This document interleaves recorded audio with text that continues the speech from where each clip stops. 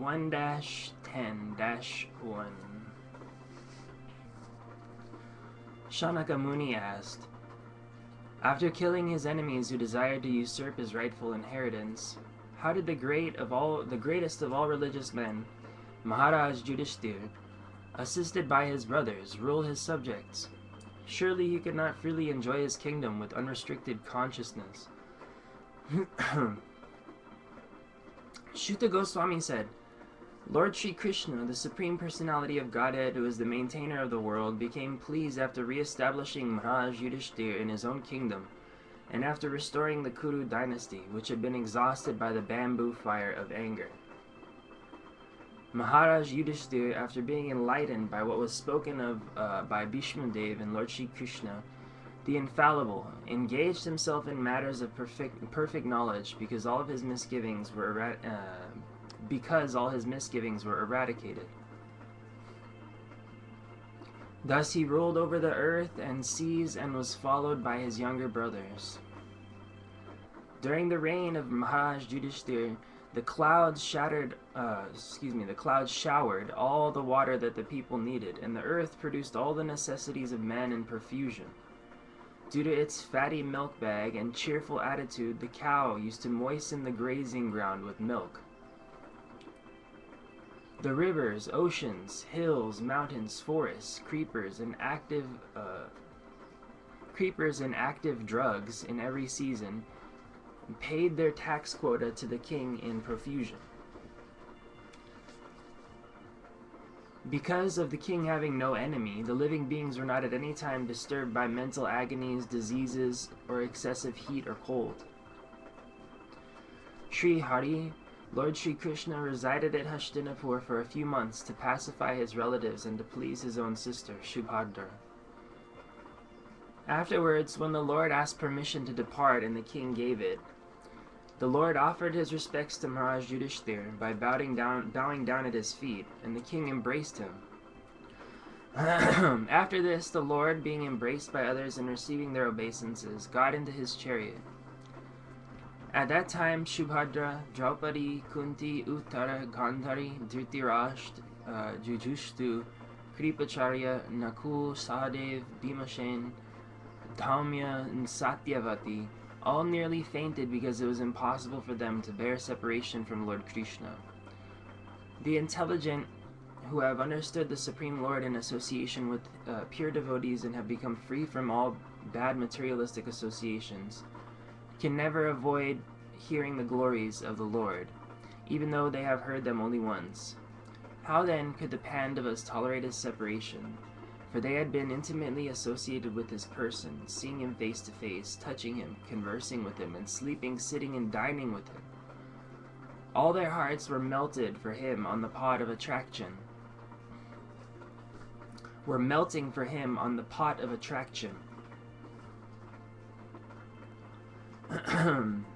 They looked at him without blinking their eyes, and they moved hither and thither in perplexity.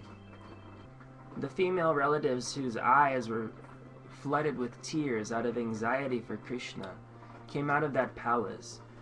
They could stop their tears only with great difficulty. They feared that tears would cause the misfortune at the time of departure. While the Lord was departing from the palace of Hastinapur, different types of drums, such as the mridanga, dhol, nagra, dunduri, and dundubi, and all flutes of different types, the veena, gomukha, and peri, all sounded together to show him honor. Out of a loving desire to see the Lord, the royal ladies of the Kurus got up on top of the palace, and smiling with affection and shyness, they showered flowers upon the Lord.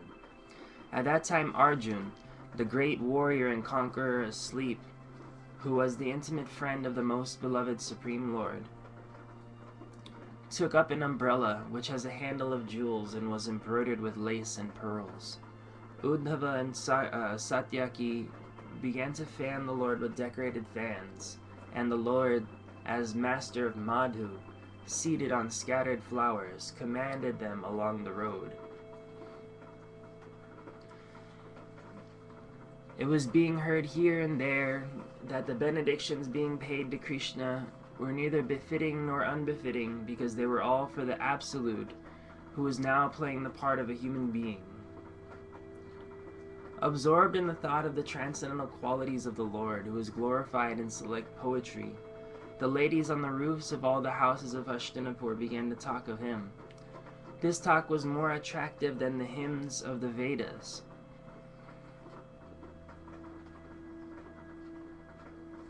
They said, "Here he is, the original personality of Godhead as we definitely remember him. He alone existed before the manifested creation of the modes of nature, and in him only, because he is the Supreme Lord, all living beings merge, as if sleeping at night, their energy suspended."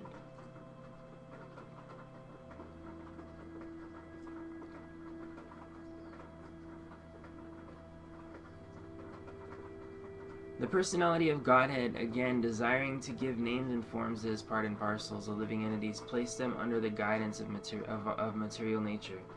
By his own potency, material nature is empowered to recreate.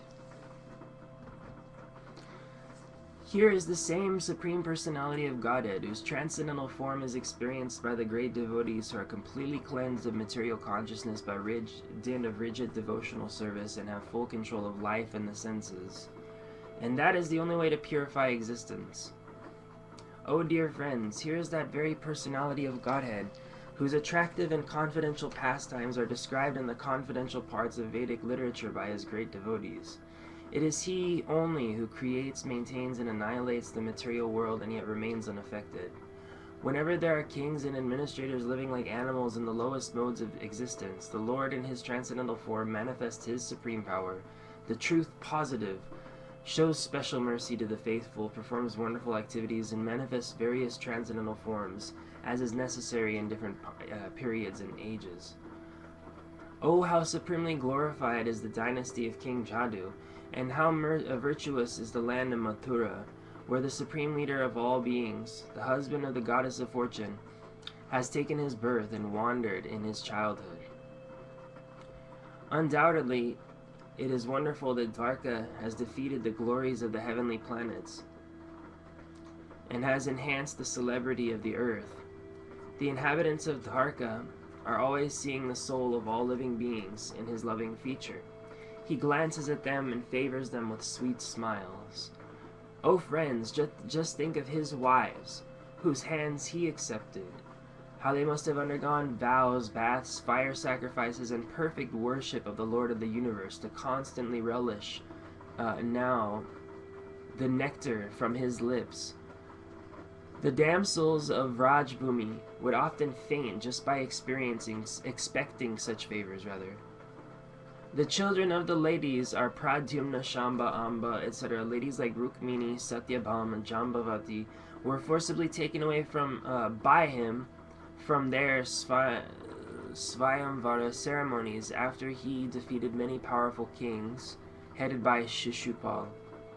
And other ladies were also forcibly taken away by him after he killed Bhaumashura and thousands of his assistants. All these ladies are glorious. All these women auspiciously glorified their lives despite their being without individuality and without purity. Their husband, the lotus-eyed personality of Godhead, never left them alone at home. He always pleased their hearts by making valuable presentations.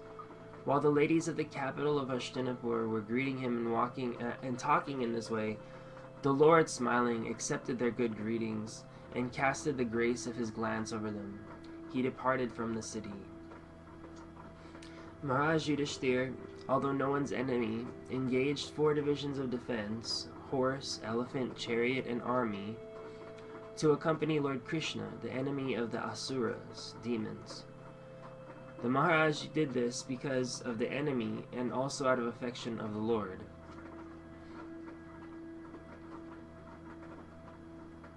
Out of profound affection for Lord Krishna,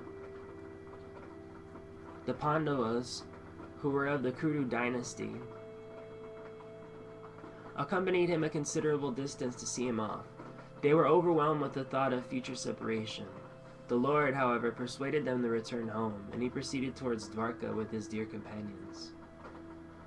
O Shanaka, the Lord then proceeded towards Kuru Jungle, Panchal, Shudashen, the land on the bank of the river Jamuna, Brahmavarta, Kurukshetra, Matsya, Sarasvata, to the province of the desert and the land of scanty water. After crossing these provinces, he gradually reached the Salvir and Abhira provinces, and then west of these reached Dwarka at last. On his journey through these provinces, he was welcomed, worshipped, and given various presentations. In the evening, in all places, the Lord suspended his journey to perform evening rites. This was regularly observed after sunset.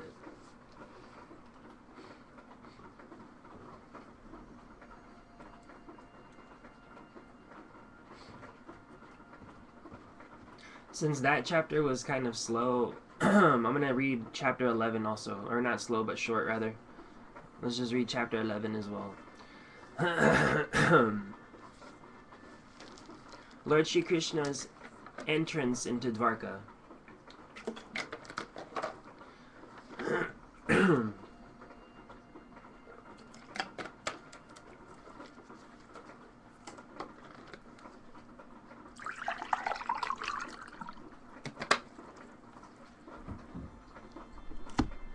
Upon reaching the border of his prosperous metropolis, known as the country of Anarthas, Dwarka, the Lord sounded his auspicious conch shell, heralding his arrival and apparently pacifying the dejections of the inhabitants. The wide and fat-bowled conch shell, being gripped by the hand of Lord Krishna and sounded by him, appeared to be reddened by the touch of his transcendental lips. It seemed that a white swan was playing in the stems of red lotus flowers. The citizens of Dwarka, having heard the sound which threatens fear personified in the material world, began to run toward him fast, just to have a long-desired audience with the Lord, who is the protector of all devotees.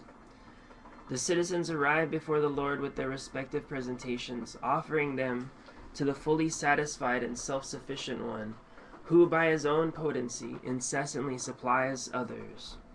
These presentations were like the offering of a lamp to the sun. Yet the citizens began to speak in ecstatic language to receive the Lord, just as wards welcome their guardian and father. The citizens said, "O Lord, you are worshipped by all demigods like Brahma, the four Shanas, and even the King of Heaven. You are the ultimate rest for those who are really aspiring to achieve the highest benefit of life. You are the supreme transcendental Lord, and inevitable time cannot exert its influence upon you. O Creator of the universe, you are our Mother, well-wisher, Lord, Father, spiritual Master, and worshipable deity. By following in your footsteps, we have become successful in every respect. We pray, therefore, that you continue to bless us with your mercy. Oh, it is by our luck that we have come again today under your protection by your presence, for your lordship rarely visits even the denizens of heaven. Now it is possible for us to look into your smiling face, which is full of affectionate glances. We can now see your transcendental form, full of all auspiciousness. O lotus-eyed Lord, whenever you go away to Mathura, Vrindavan, Hastinapur to meet your friends and relatives, every moment of your absence seems like a million years. O infallible one, at that time our eyes become useless, as if bereft of sun. O Master, if you live abroad all the time, then we cannot look at your attractive face, whose smiles vanquish all of our sufferings. How can we exist without your presence? Upon hearing their speeches, the Lord, who is very kind to the citizens and devotees, entered the city of Dwarka and acknowledged all their greetings by casting his transcendental glance over them. As Bhogavati, the capital of Nagalok, is protected by the Nagas, so Dwarka was protected by the citizens of Vrishni, Bhoj, Madhu, Dashar, Arha, Kukur, Andaka, etc., who were as strong as Lord Krishna. The city of Dwarkapuri was filled with opulences of all seasons. There were hermitages, orchards, flower gardens, parks, and reservoirs of water breeding lotus flowers all over. The city gateway, the household doors, and festooned arches along the road were nicely decorated with festive signs like plantain trees and mango leaves, all to welcome the Lord. Flags, garlands, and painted signs and slogans all combined to shade the sunshine. The highways, subways, lanes, markets, and public meeting places were all thoroughly cleansed and then moistened with scented water. And to welcome the Lord, fruits, flowers, and unbroken seeds were strewn everywhere. In each and every door of the residential houses, auspicious things like curd, unbroken fruits, sugarcane, and full water pots with articles for worship, incense, and candles were all displayed. On hearing that the most dear Krishna was approaching Dwarkadham, magnanimous Vasudeva, Akrura, Ugrasen, Balaram, the superhumanly powerful, Pradyumna, Charudchen, and Shamba, the son of Jambavati, all extremely happy, abandoned resting, sitting, and dining. They hastened toward the Lord on chariots, with brahmanas bearing flowers. Before them were elephants, emblems of good fortune. Conch shells and bugles were sounded, and Vedic hymns were chanted. Thus they offered their respects, which were saturated with affection. At the same time, many hundreds of well-known prostitutes began to proceed on various vehicles. At the very same time, many hundreds of well-known prostitutes began to proceed on various vehicles. They were all very eager to meet the Lord, and their beautiful faces were decorated with dazzling earrings, which enhanced the beauty of their foreheads. There were prostitutes in Dwarka, who would have thought? Expert dramatists, artists, dancers, singers, historians, genealogists, and learned speakers all gave their respective contributions, being inspired by the superhuman pastimes of the Lord. Thus they proceeded on and on. Lord Krishna, the personality of God, had approached them and offered due honor and respect to each and every one of the friends, relatives, citizens, and all others who came to receive and welcome him. The Almighty Lord greeted everyone present by bowing his head, exchanging greetings, embracing, shaking hands, looking and smiling, giving assurances and awarding benedictions even to the lowest in rank. And the Lord personally entered the city accompanied by elder relatives and invalid Brahmas with their wives, all offering benedictions and singing the glories of the Lord. Others also praised the glories of the Lord. When Lord Krishna passed over the public roads, all the ladies from the respectable families of Dwarka went up to the roofs of their palaces just to have a look at the Lord. They considered this to be the greatest festival. The inhabitants of Dwarka were regularly accustomed to look upon the reservoir of all beauty, the infallible Lord, yet they were never satiated.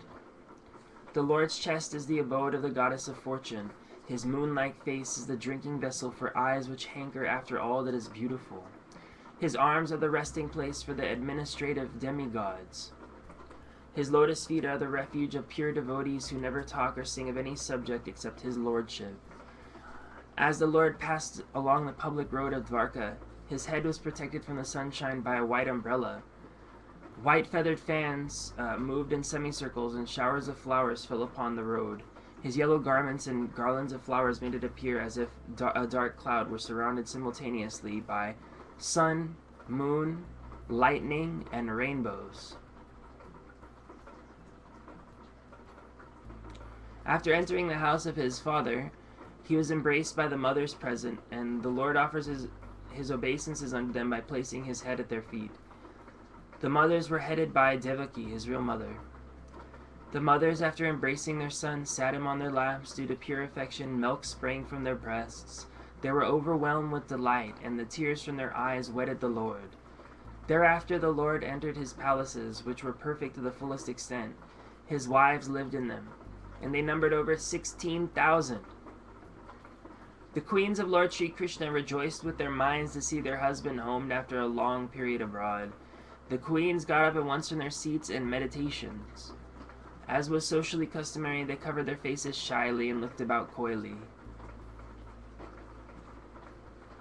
The insuperable ecstasy was so strong that the queens, who were shy, first embraced the Lord in innermost recesses of their hearts.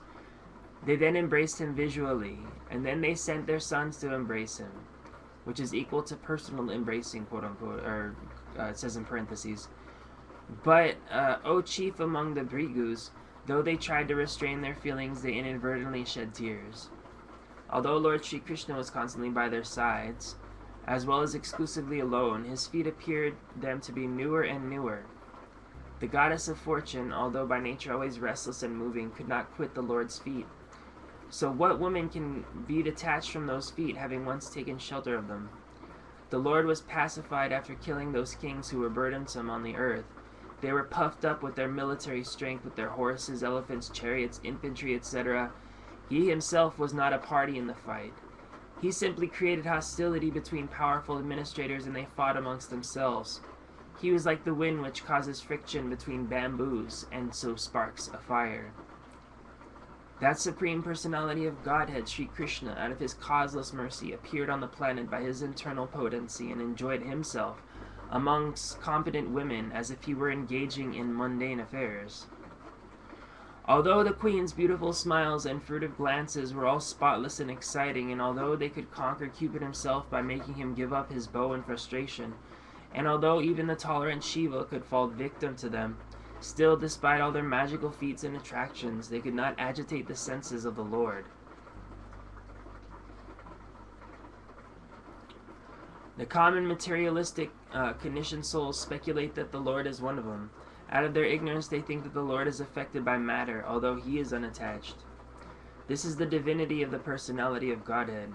He is not affected by the qualities of material nature, even though he is in contact with them. Similarly, the devotees who have taken shelter of the Lord do not become influenced by the material qualities.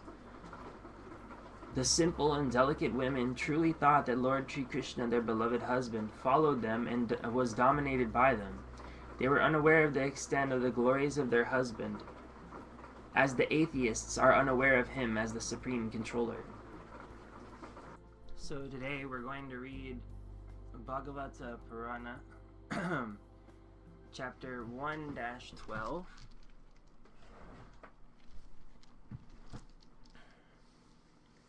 And beginning. This chapter is called The Birth of Emperor Parikshit. The sage Sanaka said, the womb of Uttara, the womb of Maharaj Parikshit, was spoiled by the dreadful and invincible Brahmastra weapon released by Ashvatthama. But Maharaja Parikshit was saved by the Supreme Lord. How was that great Emperor Parikshit, who was a highly intelligent and great devotee, born in that womb? How did his death take place, and what did he achieve after his death?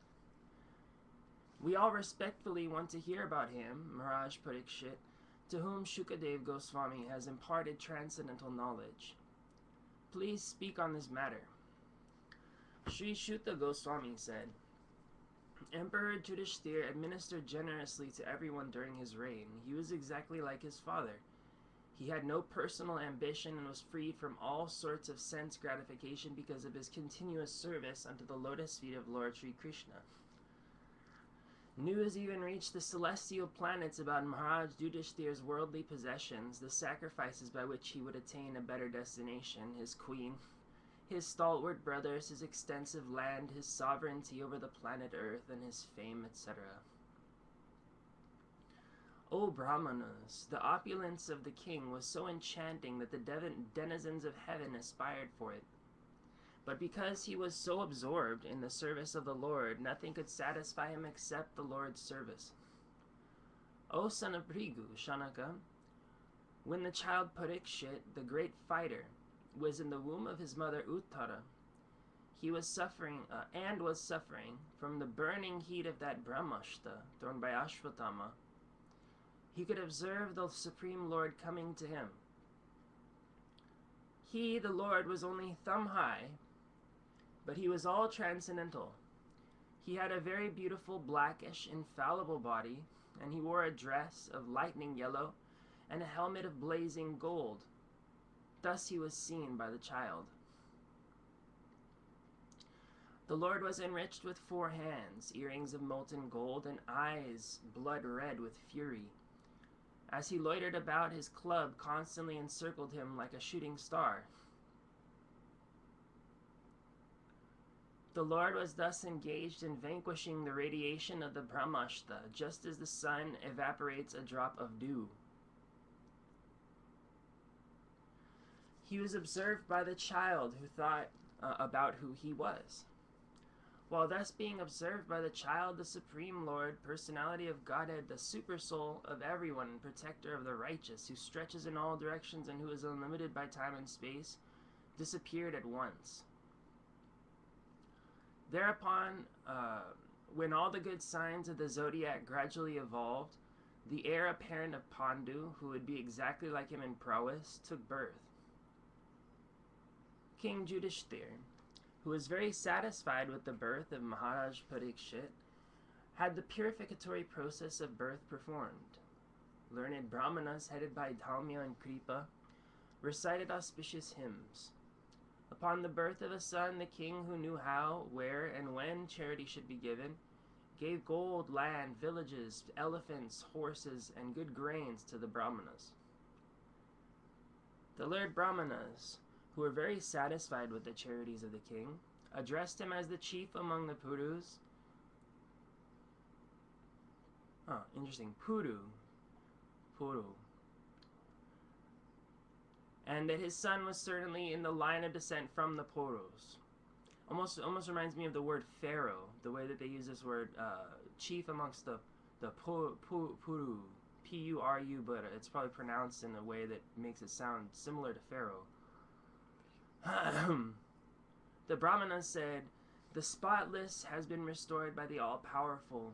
The spotless son has been restored by the all-powerful and all-pervasive Lord Vishnu, the personality of Godhead, in order to oblige you. He was saved when he was doomed to be destroyed by an irresistible supernatural weapon. For this reason, this child will be well known in the world as one who is protected by the personality of Godhead.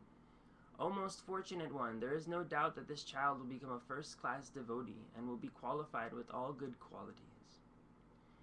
The good king Yudhishthir inquired, O great souls, will he become as a saintly king, a pious? O great souls, will he become as saintly as a king, as pious in his very name, and as famous and glorified in his achievements as others who appeared in his great royal family?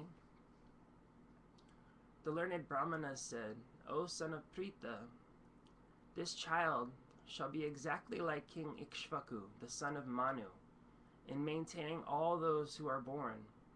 And as for following the Brahminical principles, especially in being true to his promise, he shall be exactly like Rama, the personality of Godhead, the son of Maharaj Dasharatha. This child will be a munificent donor of charity and protector of the surrendered, like the famous King Shibi of the Ushinara country. And he will expand the name and fame of his family like Bharata, the son of Maharaj Dushyanta. Amongst great bowmen, this child will be as good as Arjun. He will be as irresistible as fire and unsurpassable as the ocean. This child will be as strong as a lion, as worthy a shelter as the Himalaya mountains. He will be forbearing like the earth and as tolerant as his parents. This child will be like his grandfather Yudhishthir or Brahma in equanimity of mind. He will be munificent like the Lord of Kailash Hill, Shiva, and he will be the resort of everyone, like the Supreme Personality of Godhead, Narayana, who is even the shelter of the Goddess of Fortune. This child will be almost as good as Lord Krishna by following in his footsteps. In magnanimity, he will be as great as King Rantidev, and in religion he will be like Maharaj Yayati. This child will be like Bali Maharaj in patience, a staunch devotee of Lord Krishna like Prahlad Maharaj, a performer of many Ashvamedas horse sacrifices, and a follower of the old and experienced men. This child will be the father of kings who will be like sages. For world peace and for the sake of religion, he will be chastier of the upstarts and the quorum. He will be the chastier of the upstarts and the quarrelsome. He will chastise them. After hearing about his death, which was caused by the bite of a snake, bird sent by a son of a Brahmana, he will get himself freed from all material attachment and surrender unto the personality of Godhead, taking shelter of him. A snake bird. After inquiring about proper self-knowledge from the son of Vyasadeva, he will be a great philosopher. He will renounce all material attachment and achieve a life of fearlessness. Thus those who were expert in astrological knowledge and in performance of the birth ceremony instructed King Yudhishthira about the future history of his child. Then, being sumptuously remunerated, they all returned to their respective homes. So his son would become famous in the world as Parikshit. Parikshit means examiner, because he would come to examine all human beings in his search after the personality whom he saw before his birth. Thus he would come to constantly contemplate him. Interesting.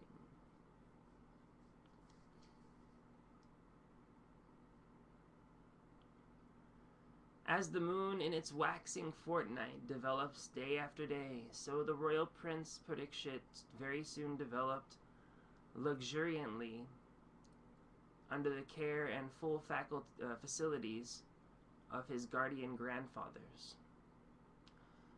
Just as this time King Yudhishthira was considering performing a horse sacrifice to get freed from sins incurred from fighting with kinsmen, but he became anxious to get some wealth, for there were no surplus funds outside of fines and tax collections. Understanding the hearty wishes of the king, his brothers, as advised by the infallible Lord Krishna, collected sufficient riches from the north, left by King Maruta. By those riches the king could procure the ingredients for 3 horse sacrifices. Thus the pious King Yudhishthira, who was very fearful after the battle of Kurukshetra, pleased Lord Hari, the personality of Godhead. Lord Shri Krishna, the personality of Godhead, being invited to the sacrifices by Maharaj Yudhishthira, saw to it that they were performed by qualified twice-born brahmanas. After that, for the pleasure of the relatives, the Lord remained a few months. O Shanaka, thereafter the Lord, having bade farewell to King Yudhishthira, Draupadi, and the other relatives, started for the city of Dwarka, accompanied by Arjun and other members of the Jadu dynasty.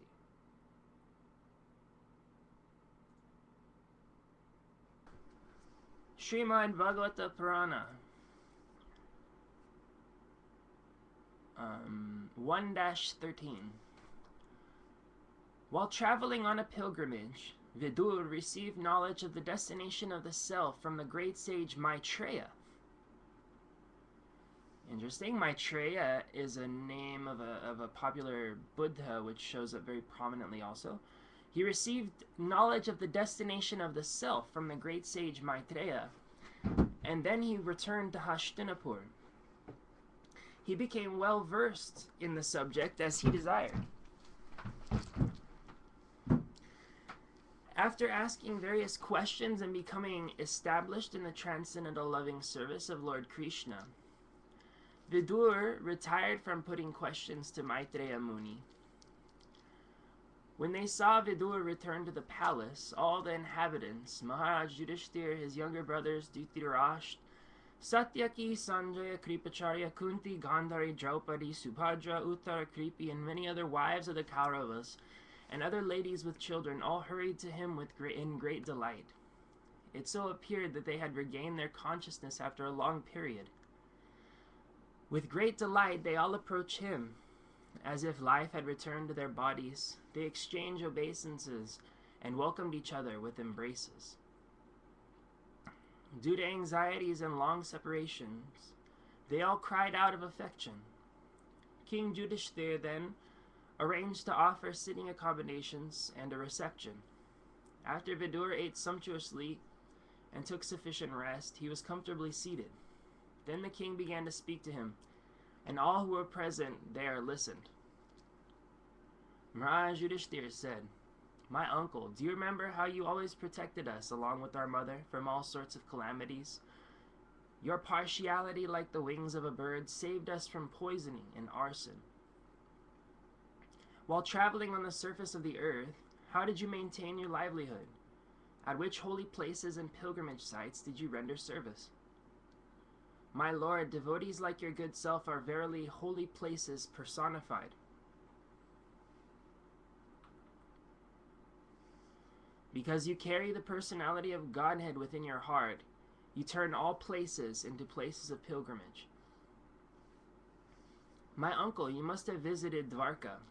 In that holy place are our friends and well-wishers, the descendants of Jadu, who are always wrapped in service of Lord Sri Krishna. You might have seen them or heard about them. Are they all living happily in their abodes?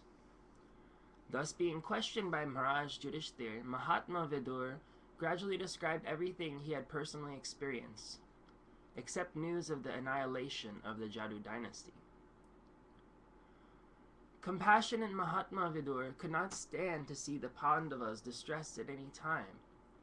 Therefore he did not disclose this unpalatable and unbearable incident, because calamities come of their own accord.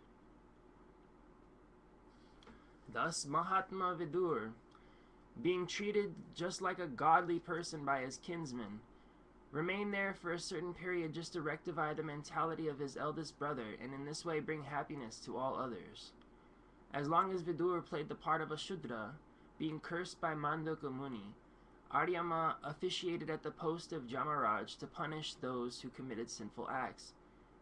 Having won his kingdom and observed the birth of one grandson competent to continue the noble tradition of his family, Maharaj Yudhishthir reigned peacefully and enjoyed uncommon opulence in cooperation with his younger brothers, who were all expert administrators to the common people. Insurmountable, eternal time imperceptibly overcomes those who are too much attached to family affairs and always engrossed in their thought. Mahatma Vidur knew all this, and therefore he addressed Dhritarashtra, saying, "My dear king, please get out of here immediately. Do not delay. Just see how fear has overtaken you. This frightful situation cannot be remedied by any person in the material world. My lord, it is the Supreme Personality of Godhead as eternal time, Kala, that has approached us all. Whoever is under the influence of the Supreme Kala, eternal time, must surrender his most dear life, what to speak of other things such as wealth, honor, children, land, and home.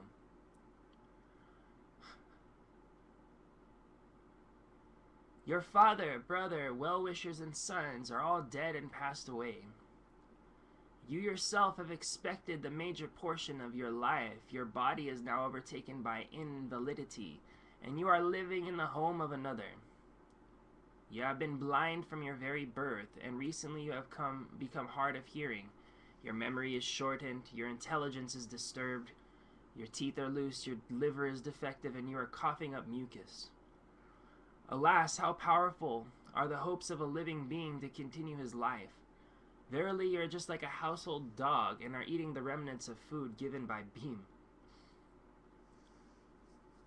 There is no need to live a degraded life and subsist on the charity of those whom you tried to kill by arson and poisoning. You also insulted one of their wives and usurped their kingdoms and wealth. Despite your unwillingness to die and your desire to live even at the cost of honor and prestige, your miserly body will continue to dwindle and deteriorate like an old garment. He is called undisturbed who goes to an unknown remote place and, free from all obligations, quits his material body when it has become useless. He is certainly a first-class man who awakens and understands either by himself or from others the falsity and misery of this material world, and thus leaves home and depends fully on the personality of Godhead residing in his heart. Please, therefore, leave for the north immediately, without letting your relatives know, for soon that time will approach which will diminish the good qualities of men." Thus Maharaj Dhritarashtra, the scion of the family of Ajamita, firmly convinced by introspective knowledge, prajna, broke at once the strong network of familial affections by his resolute determination. Thus he immediately left his home and set out on the path of liberation as directed by his younger brother Vidur. The gentle and chaste Gandhari, who was the daughter of King Shubal of Kandahar. Interesting. They call it Kandahar or Gandhara. Kandahar is a very highly populated area in Afghanistan. Who was the daughter of King Shubal of Kandahar, and they say in ancient times that Afghanistan was actually a lush, verdant green garden with lots of water and crops and things like that. So the gentle and chaste Gandhari, who was the daughter of King Shubal of Kandahar, followed her husband, seeing that he was going to the Himalaya mountains, which are the delight of those who accept the staff of the renounced order like fighters who have accepted a good lashing from the enemy. Maharaj Yudhishthir, whose enemy was never born, performed his daily morning duties by praying, offering fire sacrifices to the sun god, and offering obeisances, grains, cows, land, and gold to the brahmanas. He then entered the palace to pay respects to the elderly. However, he could not find his uncles or aunt, the daughter of King Shubala. Maharaj Yudhishthir, full of anxiety, turned to Sanjaya, who was sitting there, and said, "O Sanjaya, where is our uncle who is old and blind? Where is my well-wisher, Uncle Vidur, and Mother Gandhari, who is very afflicted due to all of her sons' demise? My uncle Dhritarashtra was also very mortified due to the death of all his sons and grandsons. Undoubtedly, I am very ungrateful. Did he therefore take my offenses very seriously, and, along with his wife, drown himself in the Ganges? When my father Pandu fell down and we were all small children, these two uncles gave us protection from all kinds of calamities. They were our good well-wishers. Alas, where have they gone from here?" Shuddha Gosvami said, because of compassion and mental agitation, Sanjaya, not having seen his own master Dhritarashtra, was aggrieved and could not properly reply to Maharaj Yudhishthir. First he slowly pacified his mind by intelligence, and wiping away his tears and thinking of the feet of his master Dhritarashtra, he began to reply to Maharaj Yudhishthir. Sanjaya said, "My dear descendant of the Kuru dynasty, I have no information of the determination of your two uncles and Gandhari. O king, I have been cheated by those great souls." While Sanjaya was thus speaking, Sri Narad, the powerful devotee of the Lord, appeared on the scene carrying his tumburu. Maharaj Yudhishthir and his brothers received him properly by getting up from their seats and offering obeisances. Maharaj Yudhishthir said, "O godly personality, I do not know where my two uncles have gone. Now I can find my ascetic aunt who is grief-stricken by the loss, nor can I find my ascetic aunt who is grief-stricken by the loss of all of her sons. You are like a captain of a ship in a great ocean, and you can direct us to our destination." Thus addressed, the godly personality, Devarshi Narada, greatest of the philosopher devotees, began to speak. Sri Narada said, "O pious king, do not lament for anyone, for everyone is under the control of the Supreme Lord. Therefore all living beings and their leaders carry on worship to be well protected. It is he only who brings them together and disperses them, he uppercase.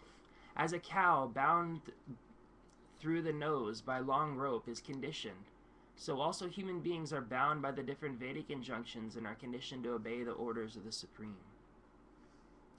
As a player sets up and disperses his playthings according to his own sweet will, so the supreme will of the Lord brings men together and separates them. O king, in all circumstances, whether you consider the soul to be an eternal principle, or the material body to be perishable, or everything to exist in the impersonal absolute truth, or everything to be an inexplicable combination of matter and spirit, feelings of separation are only due to illusory affection and nothing more. Feelings of separation are only due to illusory affection and nothing more. Therefore, give up your anxiety due to the ignorance of the self. You are now thinking of how they, who are helpless poor creatures, will exist without you. This gross material body made of the 5 elements is already under the control of eternal time, kala, action, karma, and the material modes of nature, gun. How, therefore, can it, being already in the jaws of the serpent, protect others?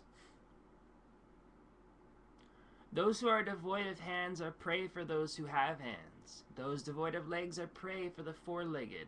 The weak are the substance of the strong, and the general rule holds that one living being is the food for another. Therefore, O king, you should look to the Supreme Lord only, who is one without a second, and who manifests himself by different energies, and is both within and without. That Supreme Personality of Godhead, Lord Krishna, in the guise of all-devouring time, Kala Rup, has now descended on earth to eliminate the envious from the world. The Lord has already performed his duties to help the demigods, and he is awaiting the rest. Your Pandavas may wait as long as the Lord is here on earth. O king, your uncle Dhritarashtra, his brother Vidur, and his wife Gandhari have gone to the southern side of the Himalaya mountains, where there are shelters of the great sages. The place is called Shaptashrota, divided by 7, because there the waters of the sacred Ganga were divided into 7 branches. This was done for the satisfaction of the 7 great rishis. On the banks of Saptashrota, Dhritarashtra is now engaged in beginning his Ashtanga Yoga by bathing 3 times daily, in the morning, noon, and evening, by performing the Agnihotra sacrifice with fire, and by drinking only water. This helps one control the mind and senses and frees one completely from the thoughts of familial affection.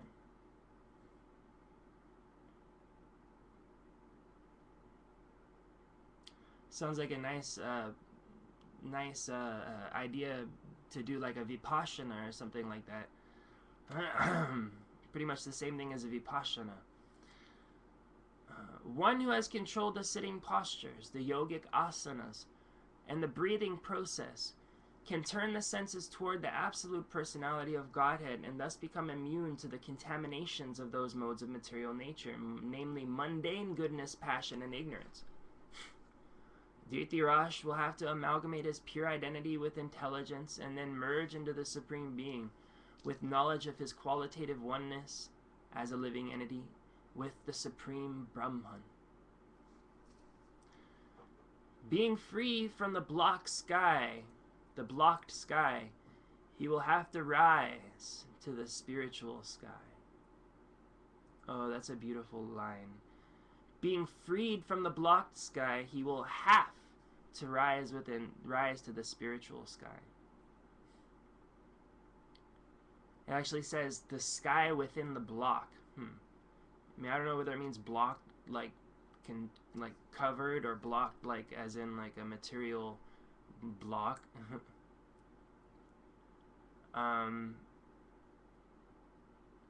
Prabhupada says because of his qualitative oneness, but the Bhagavatam doesn't say qualitative here. I'm looking at the translations.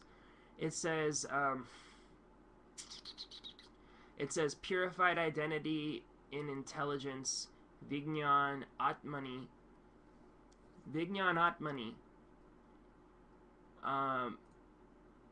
His pure identity with intelligence, Vijñāna Atmani. Samdhoya, perfectly fixing Chaitanya in the manner of living being. Pravilpaya, merging him, Brahmani, in the Supreme. Atmanam, pure living being. Adhare, in the reservoir. Gata Ambaram, sky within the block. Aiva, live Ambare, in the Supreme Sky. So it's basically saying that by the process of purifying the intelligence perfectly, by the process of perfect intelligence, Atmani, purified identity, purification of the self, Vijnan, we merge into the Brahman, merge into the Absolute. And then once you've merged into the Absolute, there's nothing there holding you back to the material world. It's just merely Brahman. Continuing, he will have to suspend all the actions of the senses, even from the outside, and will have to be impervious to the interactions of the senses which are influenced by the modes of material nature. After having renounced all material duties, he must become immovably established beyond all sources of hindrances on the path. O king, he will quit his body most probably on the 5th day from today, and his body will turn to ashes. While outside observing her husband, who will burn in the fire of mystic power along with his thatched cottage, his chaste wife will enter the fire rapt with attention. Vidur, being affected with delight and grief, will then leave that place of sacred pilgrimage. Having spoken thus, the great sage Narad, along with his Vina, ascended into outer space. Yudhishthir kept his instruction in his heart, and so was able to get rid of all lamentations. Okay, Bhagavata Purana 1-14. The disappearance of Lord Krishna.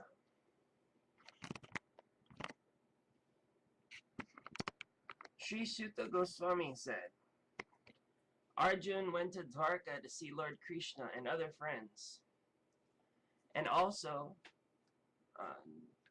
to learn from the Lord his next activities.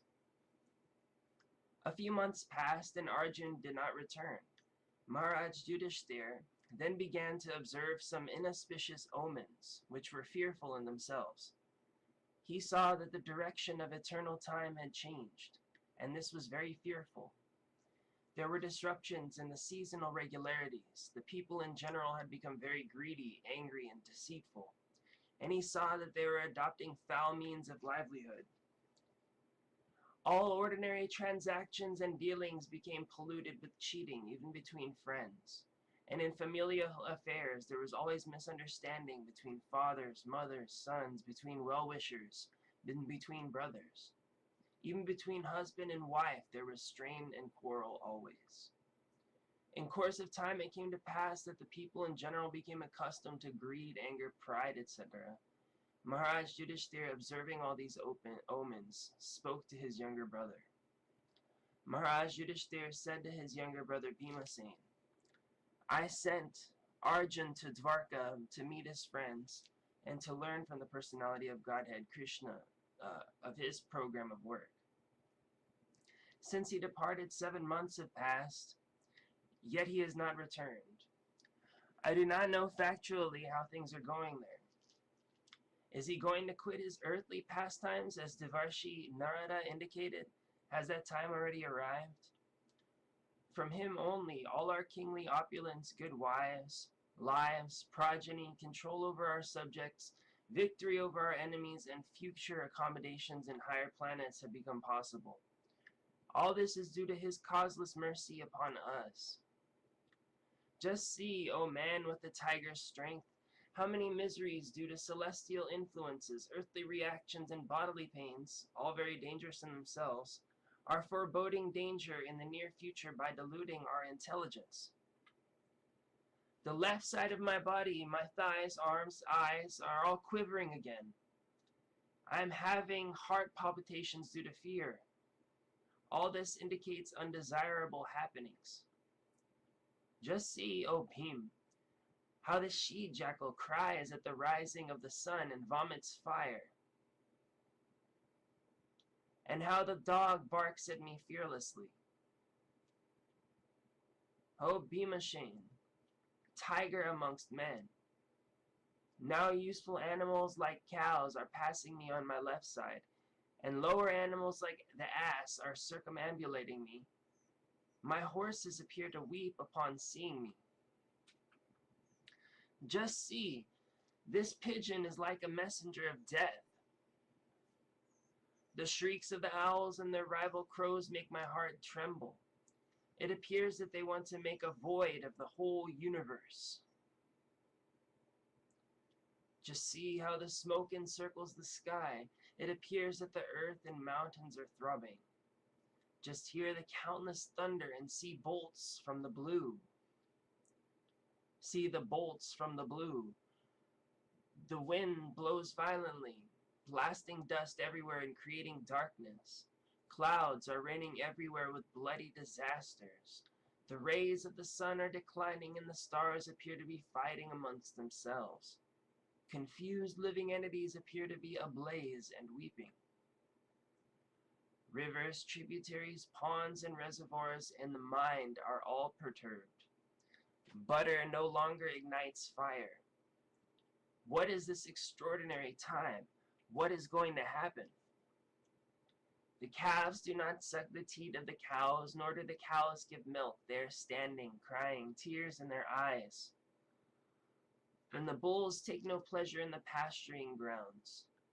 The deities seem to be crying in the temple, lamenting and perspiring. They seem about to leave.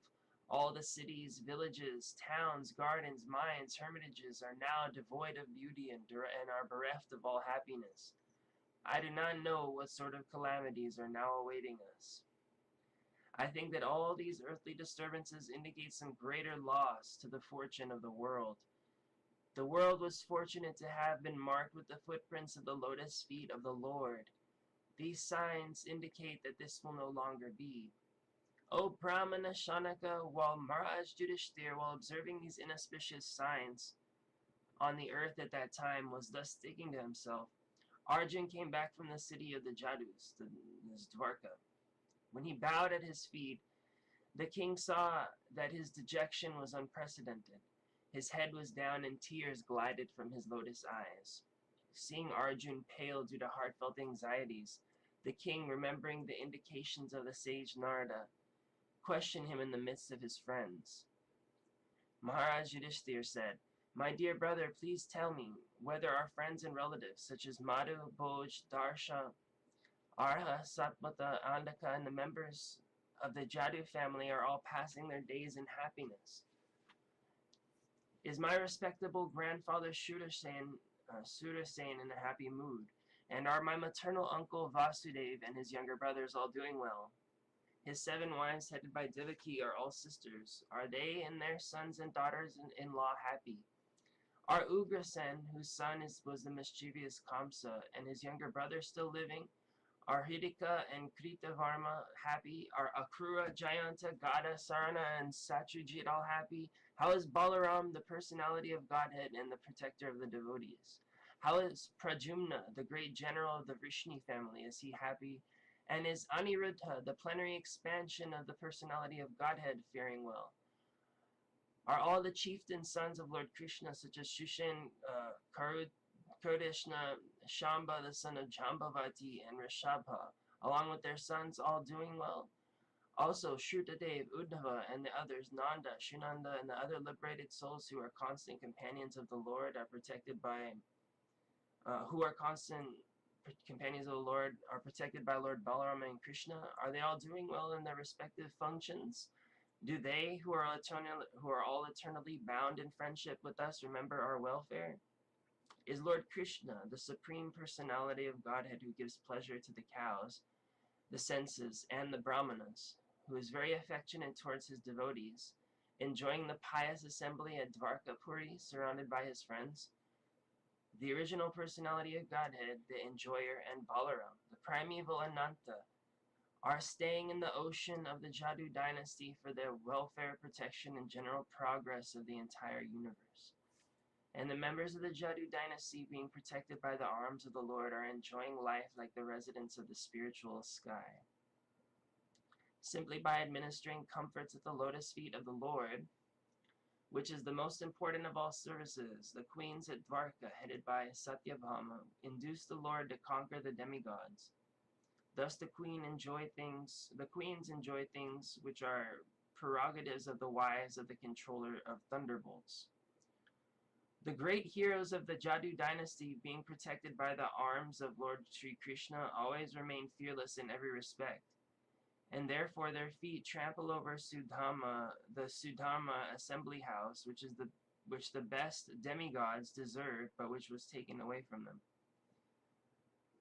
My brother Arjun, please tell me whether your health is alright. You appear to have lost your bodily luster. Is this due to others disrespecting and neglecting you, or because of your long stay at Dvarka? Has someone addressed you with unfriendly words or threatened you?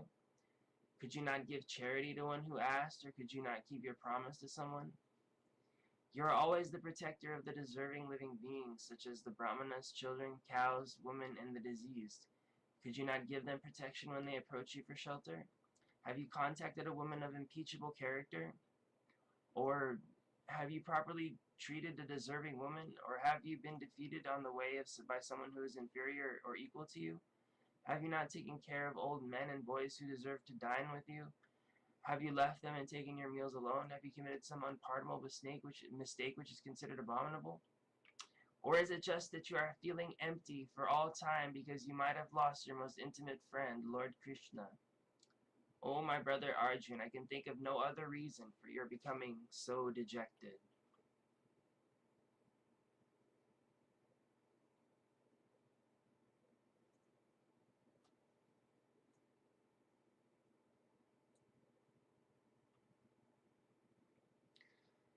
Since that one was kind of short, let me read chapter 15 real quick, which is also only about 50 lines. In chapter 15, the Pandavas retire timely. Shuta Goswami said, Arjun, the celebrated friend of Lord Krishna, was grief-stricken because of his strong feelings of separation from Krishna. Over and above all Maharaj Yudhishthir's speculative inquiries. Due to grief, Arjun's mouth and lotus-like heart had dried up. Therefore, his body lost all luster. That's very interesting.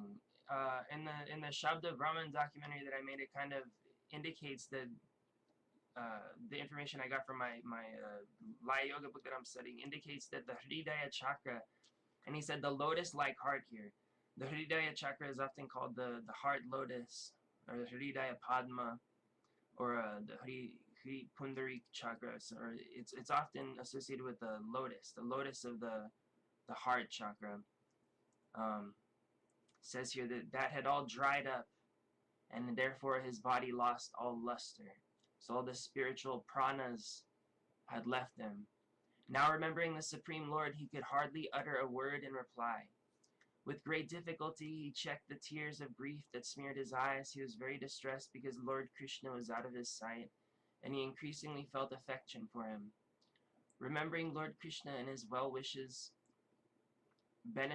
benefactions, intimate familial relations, and his chariot driving, Arjun, overwhelmed, breathing very heavily, began to speak. Arjun said, O King, the Supreme Personality of Godhead Hari, who treated me exactly like an intimate friend, has left me alone. Thus, my astounding power, which astonished even the demigods, is no longer with me. I have just lost him whose separation for a moment would render all the universes unfavorable and void, like bodies without life. Only by his merciful strength was I able to vanquish all the lusty princes assembled at the palace of King Drupada for the selection of the bridegroom. With my bow and arrow I could pierce the fish target and thereby gain the hand of Draupadi. Because he was near to me, it was possible for me to conquer with great dexterity the powerful king of heaven, Indradeva, along with his demigod associates, and thus enable the fire god to devastate the Khandava forest. And only by his grace was the demon named Maya saved from the blazing Khandava forest, and thus we could build our assembly house of wonderful architectural workmanship, where all the princes assembled during the performance of the Rajasuya Yajna and paid you tributes. Your respectable younger brother, who possesses the strength of 10,000 elephants, killed by his grace Jarasandha, whose feet were worshipped by many kings. These kings had been brought for sacrifice in Jarasandha's Mahabhairava Yajna, but they were thus released. Later they paid tribute to your majesty.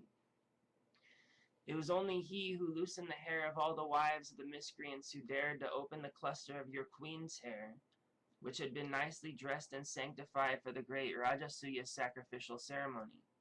At that time she fell down at the feet of Lord Krishna with tears in her eyes. During our exile, Durvasha Muni, who eats with his 10,000 disciples, intrigued with our enemies to put us in dangerous trouble. At that time he, Lord Krishna, simply by accepting the remnants of food, saved us. By his accepting food thus, the assembly of Munis, while bathing in the river, felt sumptuously fed, and all the three worlds were also satisfied. It was by his influence only that in a fight I was able to astonish the personality of God, Lord Shiva, and his wife, the daughter of Mount Himalaya. Thus he, Lord Shiva, became pleased with me and awarded me his own weapon. Other demigods also delivered their respective weapons to me. And in addition, I was able to reach the heavenly planets in this present body and was allowed a half-elevated seat. When I stayed for some days as a guest in the heavenly planets, all the heavenly demigods, including King Indradev, took shelter of my arms, which were marked with the Gandiva bow to kill the demon named Nivatakavacha.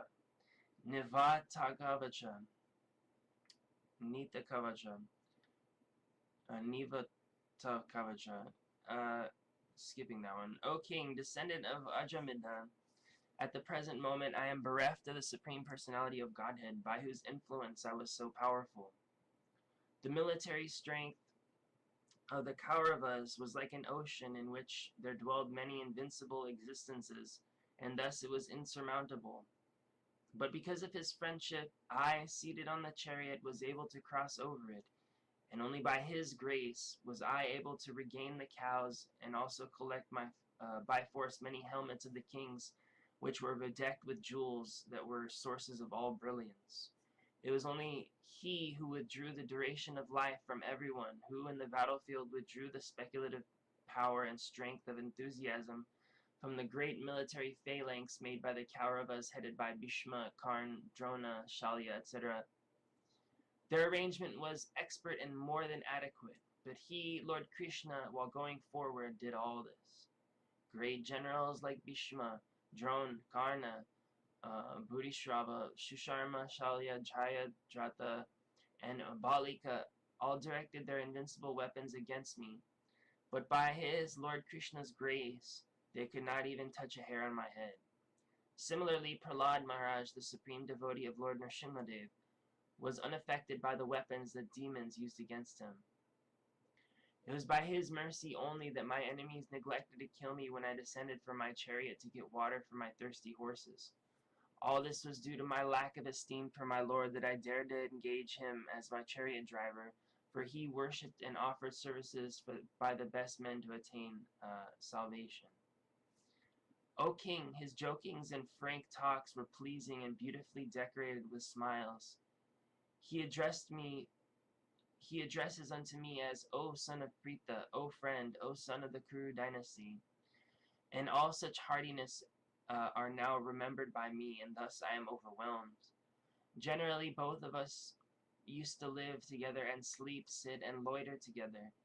And at the time of advertising oneself for acts of chivalry, sometimes, if there were any irregularity, I used to reproach him by saying, My friend, you are very truthful.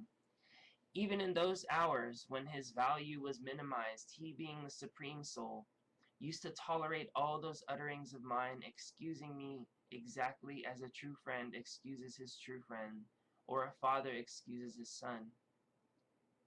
O Emperor, now I am separated from my friend and dearmost well-wisher, the Supreme Personality of Godhead, and therefore my heart appears to be void of everything. In his absence I have been defeated by a number of infidel coward men, while I was guarding the bodies of all the wives of Krishna. I have the very same Gandiva bow, the same arrows, the same chariot drawn by the same horses. I use them as the same Arjun, to whom all the kings offered their due respects. But in the absence of Lord Krishna, all of them, at a moment's notice, have become null and void. It is exactly like offering clarified butter on ashes, accumulating money with a magic wand, or sowing seeds on barren land. O king, since you have asked me about our friends and relatives in the city of Dwarka, I will inform you that all of them were cursed by the Brahmanas, and as a result they all became intoxicated with wine made of putrefied rice and fought amongst themselves with sticks, not even recognizing one another. Now all but 4 or 5 of them are dead and gone. Factually, this is all due to the supreme will of the Lord, personality of Godhead. Sometimes people kill each other, and other times they protect one another.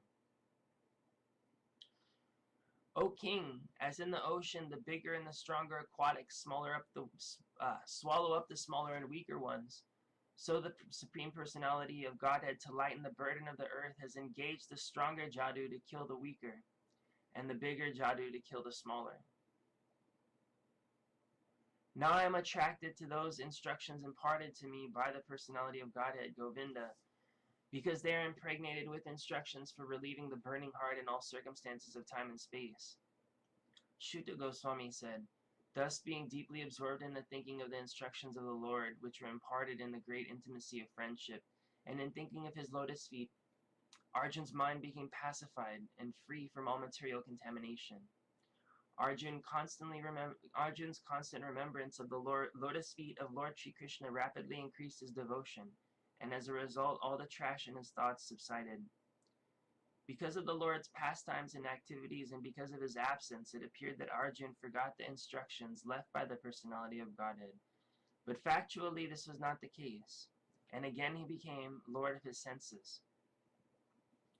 Because of his possessing spiritual assets, the doubts of duality were completely cut off. Thus he was freed from the 3 modes of material nature and placed in transcendence. There was no longer any chance of his becoming entangled in birth and death, for he was freed from material form. Upon hearing of Lord Krishna's returning to his abode, and upon understanding the end of the Jadu dynasty's earthly manifestation, Maharaj Yudhishthira decided to go back home, back to Godhead. Kunti, after overhearing Arjun's telling of the end of the Jadu dynasty and the disappearance of Lord Krishna, engaged in the devotional service of the transcendental personality of Godhead with full attention, and thus gained release from the course of material existence. The Supreme Unborn Lord Sri Krishna caused the members of the Jadu dynasty to relinquish their bodies, and thus he relieved the burden of the world. This action was like plucking out a thorn with a thorn, though both are the same to the controller. The Supreme Lord relinquished the body which he manifested to diminish the burden of the earth. Just like a magician, he relinquishes one body and accepts different ones, like the fish incarnation and others. When the personality of Godhead Lord Krishna left this earthly planet in his self-same form, from that very day, Kali, who had already partially appeared, became fully manifest to create inauspicious conditions for those who are endowed with a poor fund of knowledge. Maharaj Yudhishthira was intelligent enough to understand the influence of the age of Kali, characterized by increasing avarice, falsehood, cheating, and violence throughout the capital state and home and amongst individuals. So he wisely prepared himself to leave home, and he dressed accordingly. Therefore, in the capital of Hastinapur, he enthroned his grandson, who was trained and equally qualified, as the emperor and master of all lands bordered by the seas. Thus he posted Vajra, son of Aniruddha, at Mathura as the king of Surasen. Afterwards, Maharaj Yudhishthira performed the Prajapatya sacrifice and placed in himself the fire for quitting household life. Maharaj Yudhishthira at once relinquished all his garments, belt, and ornaments of the royal order and became completely disinterested and unattached to everything. Then he amalgamated all the sense organs into the mind, turned the mind into life, life into breathing, his total existence into the embodiment of the 5 elements, and his body into death. Then, as his pure self, he became free from the material conception of life. That seems to be the process of Laya Yoga, what he's describing. That's pretty much exactly Laya Yoga, the absorption of the senses into the mind, mind into life, life into breathing, his total existence in the five elements, his body into death, and then as the pure self become free from the material conception completely, exactly Laya Yoga. Thus annihilating the gross body of five elements into the three qualitative modes of material nature, he merged them into one nescience, and then absorbed that nescience in that self, Brahman, which is inexhaustible in all circumstances.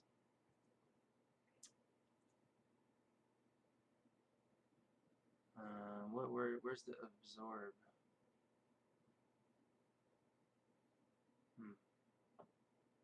They use the term absorb. I was looking for the word laya, but something else.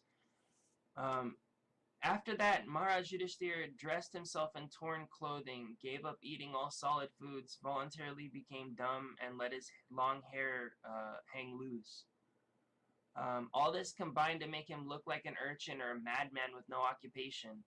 He did not depend on his brothers for anything, and just like a deaf man, he heard nothing. He started towards the north, treading the path accepted by his forefathers and great men, to devote himself completely to the thought of the Supreme Personality of Godhead, and he lived in that way wherever he went. The younger brothers of Maharaj Yudhishthira observed that the age of Kali had already arrived throughout the world, and that the citizens of the kingdom were already affected by irreligious practice. Therefore, they decided to follow in the footsteps of their elder brother. They had all performed the principles of religion, and as a result decided that the lotus feet of Lord Krishna are the supreme goal of all. Therefore, they meditated upon his feet without interruption. Thus, by pure consciousness, due to the constant devotional remembrance, they attain the spiritual sky, which is ruled over by Supreme Narayan, Lord Krishna. Thus, it is attained only by those who meditate upon the one supreme Lord without deviation. This abode of Lord Sri Krishna, known as Goloka Vrindavan, cannot be attained by persons who are absorbed in the material conception of life, but the Pandavas, being completely washed of all material contamination, attained that abode in their very same bodies. Vidur, while on pilgrimage, left his body at Prabhash. Because he was absorbed in the thought of Lord Krishna, he was received by the denizens of the Pitraloka planet, where he returned to his original post. Draupadi also saw their husbands, without caring for her, were leaving home. She knew very well about Lord Vasudeva, Krishna, the personality of Godhead. Both she and Subhadra became absorbed in thoughts of Krishna and attained the same results as their husbands. The subject of the departure of the sons of Pandu became, for the ultimate goal of life, back to Godhead, is fully auspicious and perfectly pure. Therefore, anyone who hears this narration with devotional faith certainly gains the devotional service of the Lord, the highest perfection of life.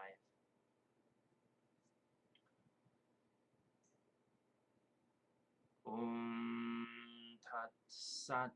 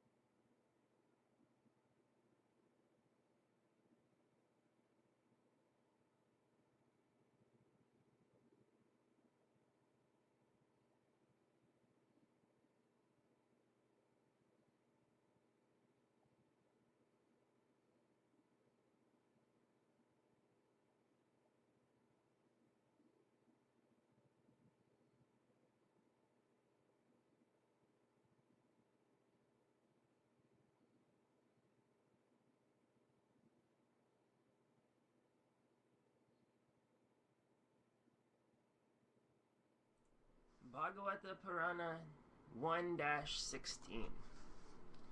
Shuta Gosvami said, O learned Brahmanas, Maharaj Parikshit then began to rule over the world as a great devotee of the Lord under the instructions of the best of the twice-born Brahmanas. He ruled by those great qualities which were foretold by expert astrologers at the time of his birth. King Parikshit married the daughter of King Uttara and begot 4 sons, headed by Maharaj Janamejaya.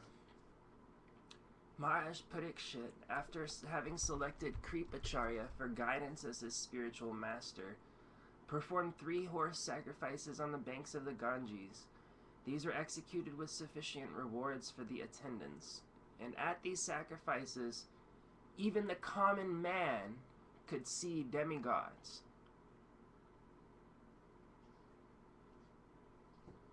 Wow. At these sacrifices, even the common man could see the demigods. Once, when Maharaj Parikshit was on his way to conquer the world, he saw the master of Kali Yuga,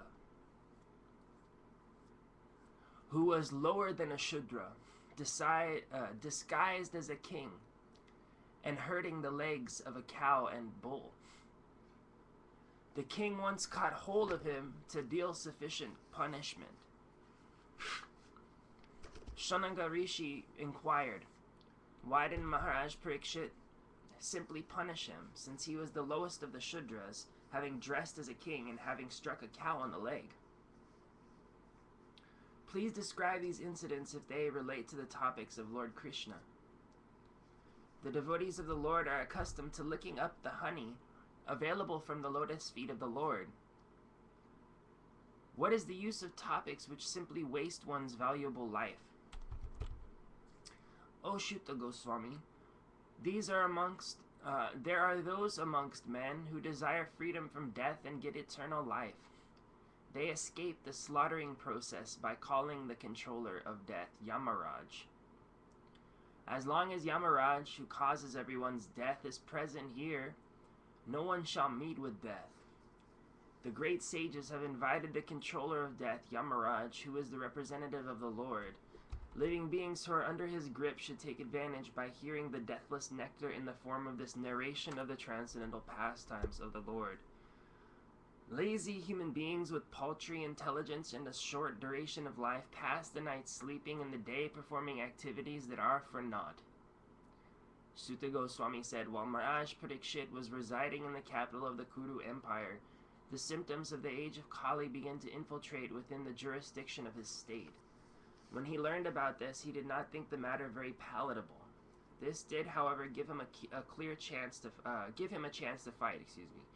He took up his bow and arrows and prepared himself for military activities. Maharaj Parikshit sat on a chariot drawn by black horses. His flag was marked by the sign of a lion, being so decorated and surrounded by charioteers, cavalry, elephant, and infantry soldiers. He left the capital to conquer in all directions. Maharaj Parikshit then conquered all parts of the earthly planet, Bhadrashva, Ketumala, Bharata, Northern Kuru, Kimpurusha, etc., and exacted tributes from their respective rulers.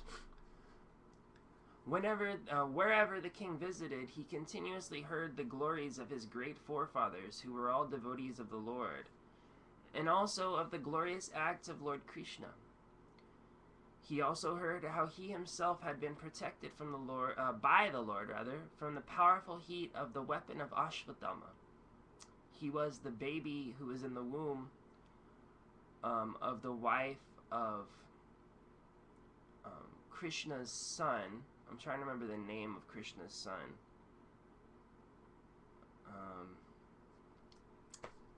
I'm forgetting it, but anyway, his wife, Draupadi, gave birth to Maharaj Parikshit, but before doing so, Ashvatthama tried to hurl a nuclear weapon into the womb of Draupadi.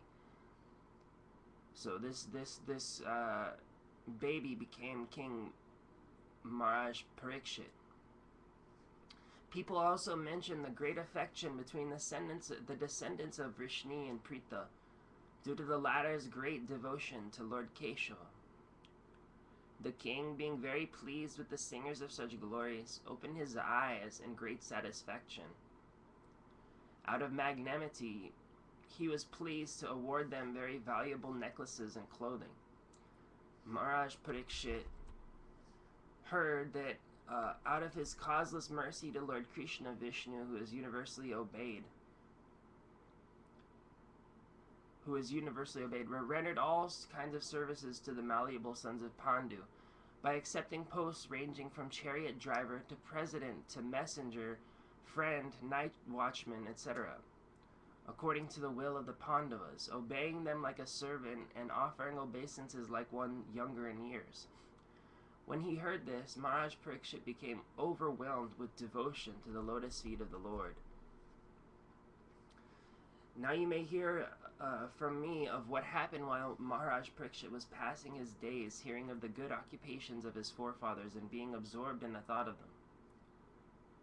The personality of religious principles, Dharma, was wandering about in the form of a bull, and he met with the personality of earth in the form of a cow, who appeared to grieve like a mother who had lost her child. She had tears in her eyes, and the beauty of her body was lost. Thus Dharma questioned the earth as follows. Dharma, in the form of a bull, asked, "Madam, are you not hale and hearty? Why are you covered with the shadow of grief? It appears by your face that you have become black. Are you suffering from some internal disease, or are you thinking of some relative who is away in a distant place? I have lost 3 of my legs, and I am standing on one only. Are you lamenting for my state of existence? Or are you in great anxiety because henceforward the unlawful meat-eaters will exploit you? Or are you in a sorry plight because the demigods are now bereft of their share of sacrificial offerings because no sacrifices are being performed at present? Or are you grieving for living beings because of their suffering due to famine and drought? Are you feeling compunction for the unhappy women and children who are left forlorn by unscrupulous persons? Or are you unhappy because the goddess of learning is being handled by brahmanas addicted to acts against the principles of religion? Are you sorry to see that the brahmanas have taken shelter of administrative families that do not respect Brahminical culture? The so-called administrators are now bewildered by the influence of this age of Kali, and thus they have put all state affairs into disorder. Are you now lamenting this disorder? Now the general populace does not follow the rules and regulations for eating, sleeping, drinking, mating, etc., and they are inclined to perform such anywhere and everywhere. Are you unhappy because of this? O Mother of Earth, the Supreme Personality of Godhead Hari has incarnated himself as Lord Krishna just to unload your heavy burden. All his activities here are transcendental, and they cement the path of liberation. You are now bereft of his presence. You are probably now thinking of those activities and feeling sorry in their absence. Mother, you are the reservoir of all riches. Please inform me of the root cause of your tribulations by which you have been reduced to such a weak state. I think that the powerful influence of time, which conquers the most powerful, might have forcibly taken away all your fortune, which was adored even by the demigods. The earthly deity, in the form of a cow, thus replied to the personality of religious principles in the form of a bull. O Dharma, whatever you have just inquired from me shall be known to you. I shall try to reply to all those questions. Once you too were maintained by your 4 legs, and you increased happiness all over the universe by the mercy of the Lord. In him reside 1. Truthfulness. 2. Cleanliness. 3. Intolerance of another's unhappiness. 4. The power to control anger. 5. Self-satisfaction. 6. Straightforwardness. 7. Steadiness of mind. 8. Control of the sense organs. 9. Responsibility. 10. Equality. 11. Tolerance. 12. Equanimity. 13. Faithfulness. 14. Knowledge. 15. Absence of sense enjoyment. 16. Leadership. 17. Chivalry. 18. Influence. 19. The power to make everything possible. 20. To discharge the proper duty. 21. Complete independence. 22. Dexterity. 23. Fullness of all beauty. 24. Serenity. 25. Kind-heartedness. 26. Ingenuity. 27. Gentility. 28. Magnanimity. 29. Determination. 30. Perfection in all knowledge. 31. Proper execution. 32. Possession of all objects of enjoyment. 33, joyfulness. 34, immovability. 35, fidelity. 36, fame. 37, worship. 38, pridelessness. 39, being. And it says, in parentheses, as the personality of Godhead. 40, eternity. And many other transcendental qualities which are present and never separated from Him. That personality of Godhead, the reservoir of all goodness and beauty, Lord Sri Krishna, has now closed His transcendental pastimes on the face of the earth. In His absence, the age of Kali has spread its influence everywhere, so I am sorry to see this condition of existence. I am thinking about myself also, O best among demigods, about you, as well as all the demigods, sages, denizens of Pitraloka, devotees of the Lord, and all men obedient to the system of Varna and Ashrama in the human society. Lakshmi Ji, the goddess of fortune whose glance of grace was sought by demigods like Brahma, and for whom they surrendered many a day unto the personality of Godhead, gave up her own abode in the forest of lotus flowers and engaged herself in the service of the lotus feet of the Lord. I was endowed with specific powers to supersede the fortune of all three planetary systems by being decorated with the impressions of the flag, thunderbolt, elephant-driving rod, and lotus flower, which are signs of the lotus feet of the Lord. But at the end, when I felt I was so fortunate, the Lord left me. O personality of religion, I was greatly overburdened by the undue military phalanxes arranged by atheistic kings, and I was relieved by the grace of the personality of Godhead.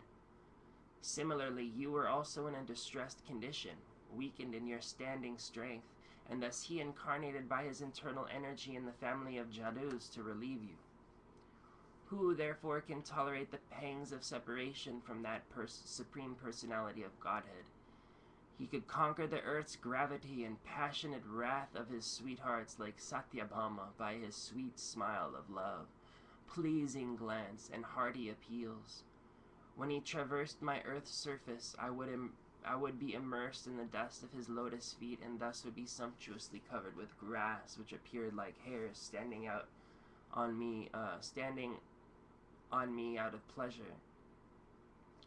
While the earth and the personality of religion were thus engaged in conversation, the saintly King Parikshit reached the shore of the Sarasvati River, which flowed to the east.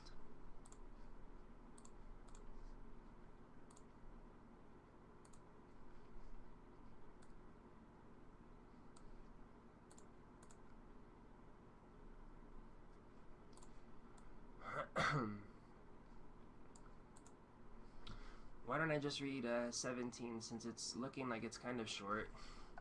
I'll read 17 and then we'll start chanting. Chapter 17.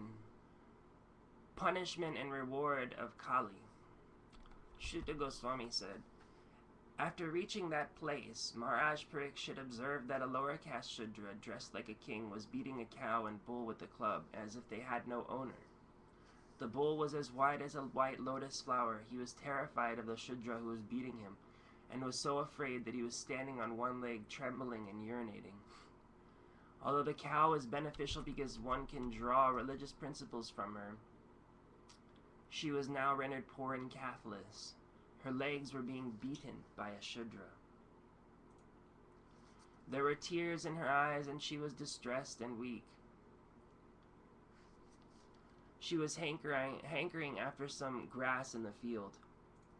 Yeah, and my friend here has just told me the name that I was trying to remember earlier was Abhimanyu. Abhimanyu, that was the name of Krishna's son and the father of King Parikshit. Okay, so although the cow is beneficial because no one can draw religious principles from her, she was now rendered poor and calfless. Her legs were being beaten by a Shudra. There were tears in her eyes, and she was distressed and weak. She was hankering after some grass in the field. Maharaj Parikshit, well equipped with arrows and a bow and seated on a gold-embossed chariot, spoke to him, the Shudra, with a deep voice sounding like thunder. Oh, who are you? You appear to be strong, and yet you dare kill within my protection those who are helpless. By your dress you pose yourself to be a godly man, king, but by your deeds you are opposing the principles of the twice-born Kshatriyas. You rogue, do you dare beat an innocent cow because Lord Krishna and Arjun, the carrier of the Gandiva bow, are out of sight? Since you are beating the innocent in a secluded place, you are considered a culprit and therefore deserve to be killed. Then he, Maharaj Parikshit, asked the bull, Oh, who are you?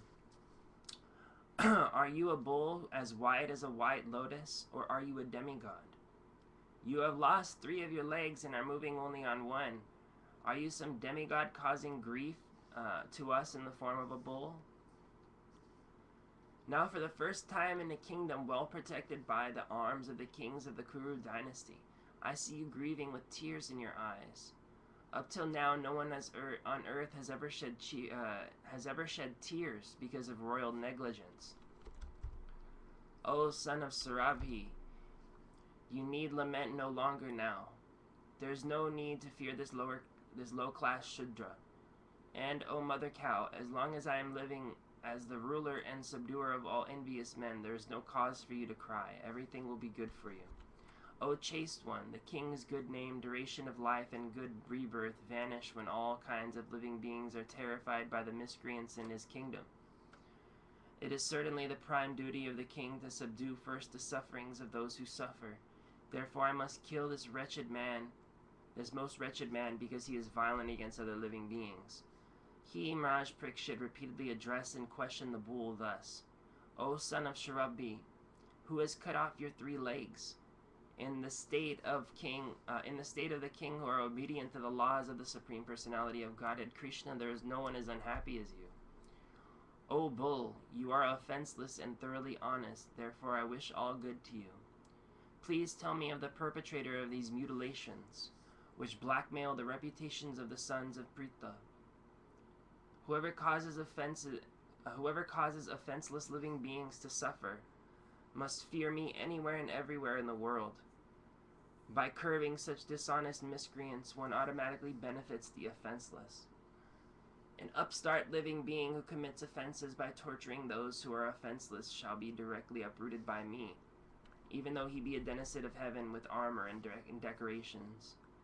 The supreme duty of the ruling king is to give protection to law-abiding persons and to chastise those who stray away from the ordinances of the scriptures in ordinary times when there is no emergency. The personality of religion said, These words just spoken by you befit a person of the Pandava dynasty. Captivated by the devotional qualities of the Pandavas, even Lord Krishna, the personality of Godhead, performs duties as a messenger. O great among human beings, it is very difficult to ascertain a particular miscreant who has caused our suffering, because we are bewildered by the different opinions of theoretical philosophers. Some of the philosophers who deny all sorts of duality declare that one's own self is responsible for his personal happiness and distress. Others say that superhuman powers are responsible, while others say that activity is responsible, and the gross materialists maintain that nature is the ultimate cause. There are some thinkers who believe that no one can ascertain the cause of distress by argumentation, nor know it by imagination, nor express it by words. O sage amongst kings, judge for yourself by thinking over all this with your own intelligence. Shuddha Gosvami said, O best among Brahmanas, the Emperor Parikshit, thus hearing the personality of religion speak, was fully satisfied, and without mistake or regret gave his own reply. The king said, O you who are in the form of a bull, you know the truth of religion, and you are speaking according to the principle of the destination intended for the perpetrators of irreligious acts, and you are speaking according to the principle that the destination intended for the perpetrator of irreligious acts is also intended for the one who identifies the perpetrator.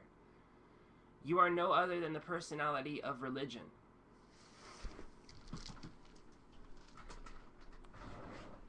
Thus it is concluded that the Lord's energies are inconceivable.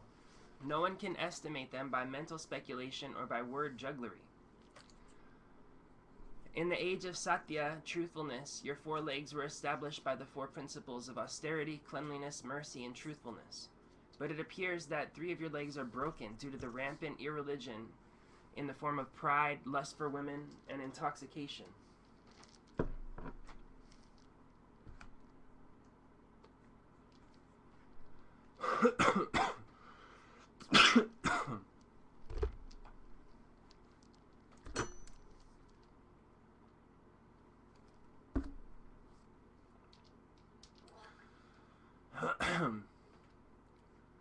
You are now standing on 1 leg only, which is your truthfulness, and you are somehow or other hobbling along.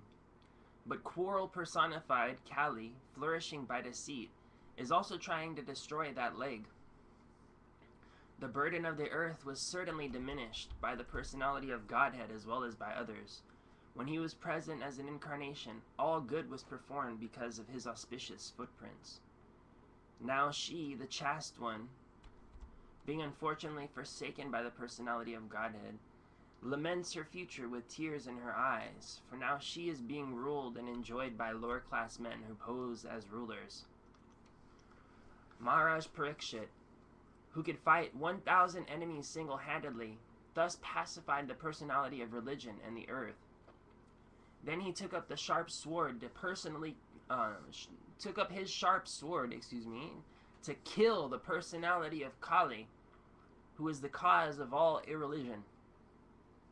When the personality of Kali understood that the king was willing to kill him, he at once abandoned the dress of a king and under pressure of fear, completely surrendered to him, bowing his head. Maharaj Parikshit, who was qualified to accept surrender and worthy of being sung in history, did not kill the poor surrendered and fallen Kali, but smiled compassionately, for he was kind to the poor. The king thus said, "We have inherited the fame of Arjun.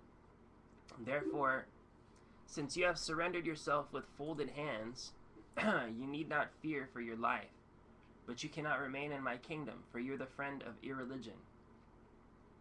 If the personality of Kali irreligion is allowed to act as a man-god or an executive head, certainly irreligious principles like greed, falsehood, robbery, incivility, treachery, misfortune, cheating, quarrel, and vanity will abound. Therefore, O friend of irreligion, you do not deserve to remain in a place where expert performs sacrifices according to truth and religious principles for the satisfaction of the Supreme Personality of Godhead. In all sacrificial ceremonies, though sometimes a demigod is worshipped, the Supreme Personality of Godhead is worshipped because he is the super soul of everyone and exists both inside and outside like air. Thus it is he only who awards all welfare to the worshipper." Sri Shuta Goswami said, the personality of Kali, thus being ordered by Maharaj Parikshit, began to tremble in fear. Seeing the king before him like Yamaraj, ready to kill him, Kali spoke to the king as follows: "Your Majesty, though I may live anywhere and everywhere under your order, I shall but see you with bows and arrows wherever I look. Therefore, O chief among the protectors of religion, please fix some place for me where I can live permanently under the protection of your government." Shuta Goswami said, Maharaj Parikshit, thus being petitioned by the personality of Kali, gave him permission to reside in places where gambling, drinking, prostitution, and animal slaughter were performed. So Kali asked to live in the kingdom as a king. The story is saying, how do you deal with the influence of something like Kali? Is it an influence which just dominates everything, which permeates the whole earth? In other words, is it given a seat as one of these demigods, as like the king of the planet? because the king of the planet's influence spreads over the whole earth. So that's what it reminded me of. Is he given a seat like that? No, he can't have a seat like that, because his influence can't extend to places where the prescribed sacrifice, which is Sankirtan Yajna for this age, is being performed. So Maharaj Parikshit says, you have permission to reside in the places where gambling, drinking, prostitution, and animal slaughter are performed. The personality of Kali asked for something more, and because of his begging, the king gave him permission to live where there is gold. Because wherever there is gold, there is also falsity, intoxication, lust, envy, and enmity. Thus the personality of Kali, by the directions of Maharaj Parikshit, the son of Uttara, was allowed to live in those 5 places. Therefore, whoever desires progressive well-being, especially kings, religionists, public leaders, brahmanas, and sannyasis, should never come in contact with the 4 above-mentioned irreligious principles.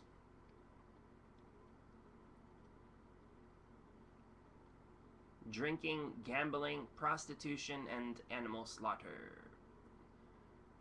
I'm pretty confident that anybody watching this is not participating in any of those things. If you are drinking or gambling, there's no good.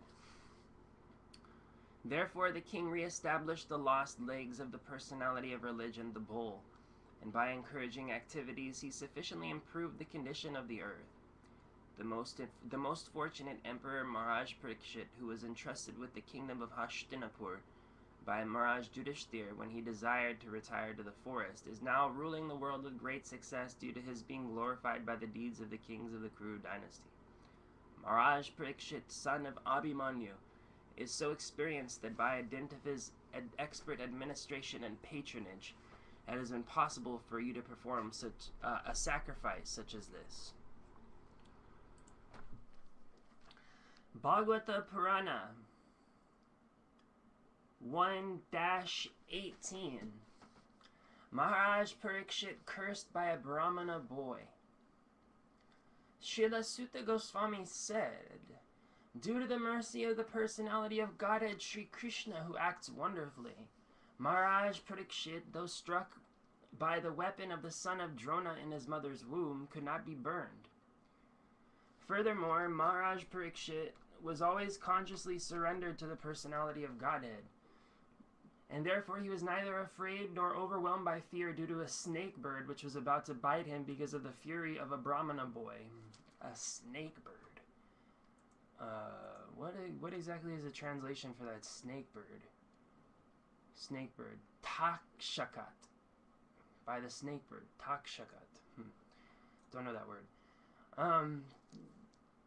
Continuing. Furthermore, after leaving all his associates, the king surrendered himself as a disciple to the son of Vyas, Sukadeva Goswami, and thus he was able to understand the actual position of the personality of Godhead.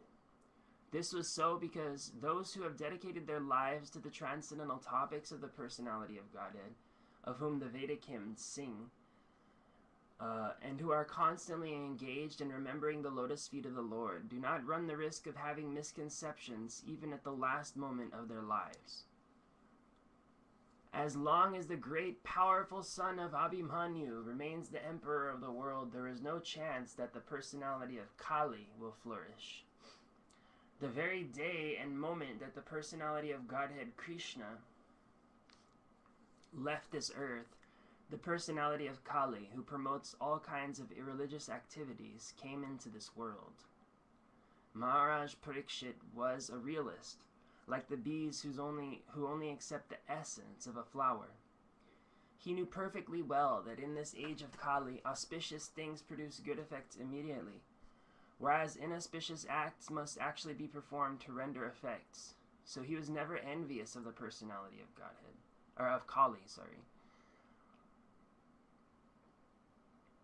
Maharaj Parikshit considered that less intelligent men might find the personality of Kali to be very powerful, but those who are self-controlled would have nothing to fear. The king was a powerful tiger, The king was powerful like a tiger and took care of the foolish, careless persons. O sages, as you did ask me, now I have described almost everything regarding the narrations about Lord Krishna in connection with the history of the pious Maharaj Parikshit. Those who are desirous of achieving complete perfection in life must submissively hear all the topics that are connected with the transcendental activities and qualities of the personality of Godhead, who acts wonderfully. The sages said, O grave Shuta Goswami, may you live many years and have eternal fame, for you are speaking nicely about the activities of Lord Krishna, the personality of Godhead. This is just like nectar for mortal beings like us. We have just begun the performance of this fruit of activity, a sacrificial fire, without certainty of its result due to the many imperfections in our actions. Our bodies have become black from the smoke, but we are factually pleased by the nectar of the lotus feet of the personality of Godhead Govinda, which you are distributing. Definitely different than disturbing. The value of a moment's association with the devotee of the Lord cannot even be compared to the attainment of heavenly planets or liberation from matter, and what to speak of worldly benedictions in the form of material prosperity, which are for those meant for death. The personality of Godhead, Lord Krishna Govinda, is the exclusive shelter for all great living beings, and his transcendental attributes cannot even be measured by such masters of mystic powers as Lord Shiva and Lord Brahma. Can anyone who is expert in relishing nectar, rasa, ever be fully satiated by hearing topics about him? O Shuta Goswami, you are a learned and pure devotee of the Lord because the personality of Godhead is your chief object of service. Therefore, please describe to us the pastimes of the Lord, which are above all material conception, for we are anxious to receive such messages.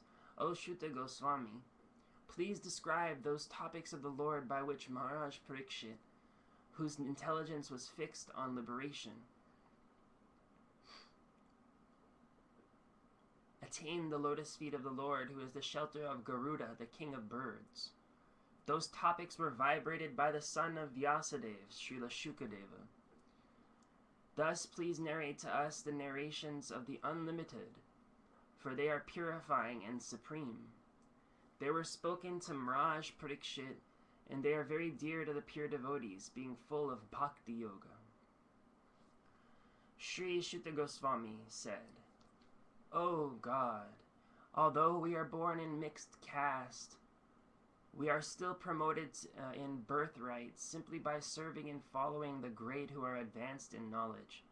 Even by conversing with such great souls, one can without delay cleanse oneself of all disqualifications resulting from lower births. And what to speak of those who are under the direction of great devotees, chanting the holy name of the Unlimited, who has unlimited potency. The personality of Godhead, unlimited in potency and transcendental by attributes, is called the Ananta. Ananta, and it says in parentheses, Ananta means unlimited. It is now ascertained that he, the personality of Godhead, is unlimited, and therefore there is none equal to him. Consequently, no one can speak of him adequately. Great demigods cannot obtain the favor of the goddess of fortune even by prayers. But this very goddess renders service unto the Lord, although he is unwilling to have such service.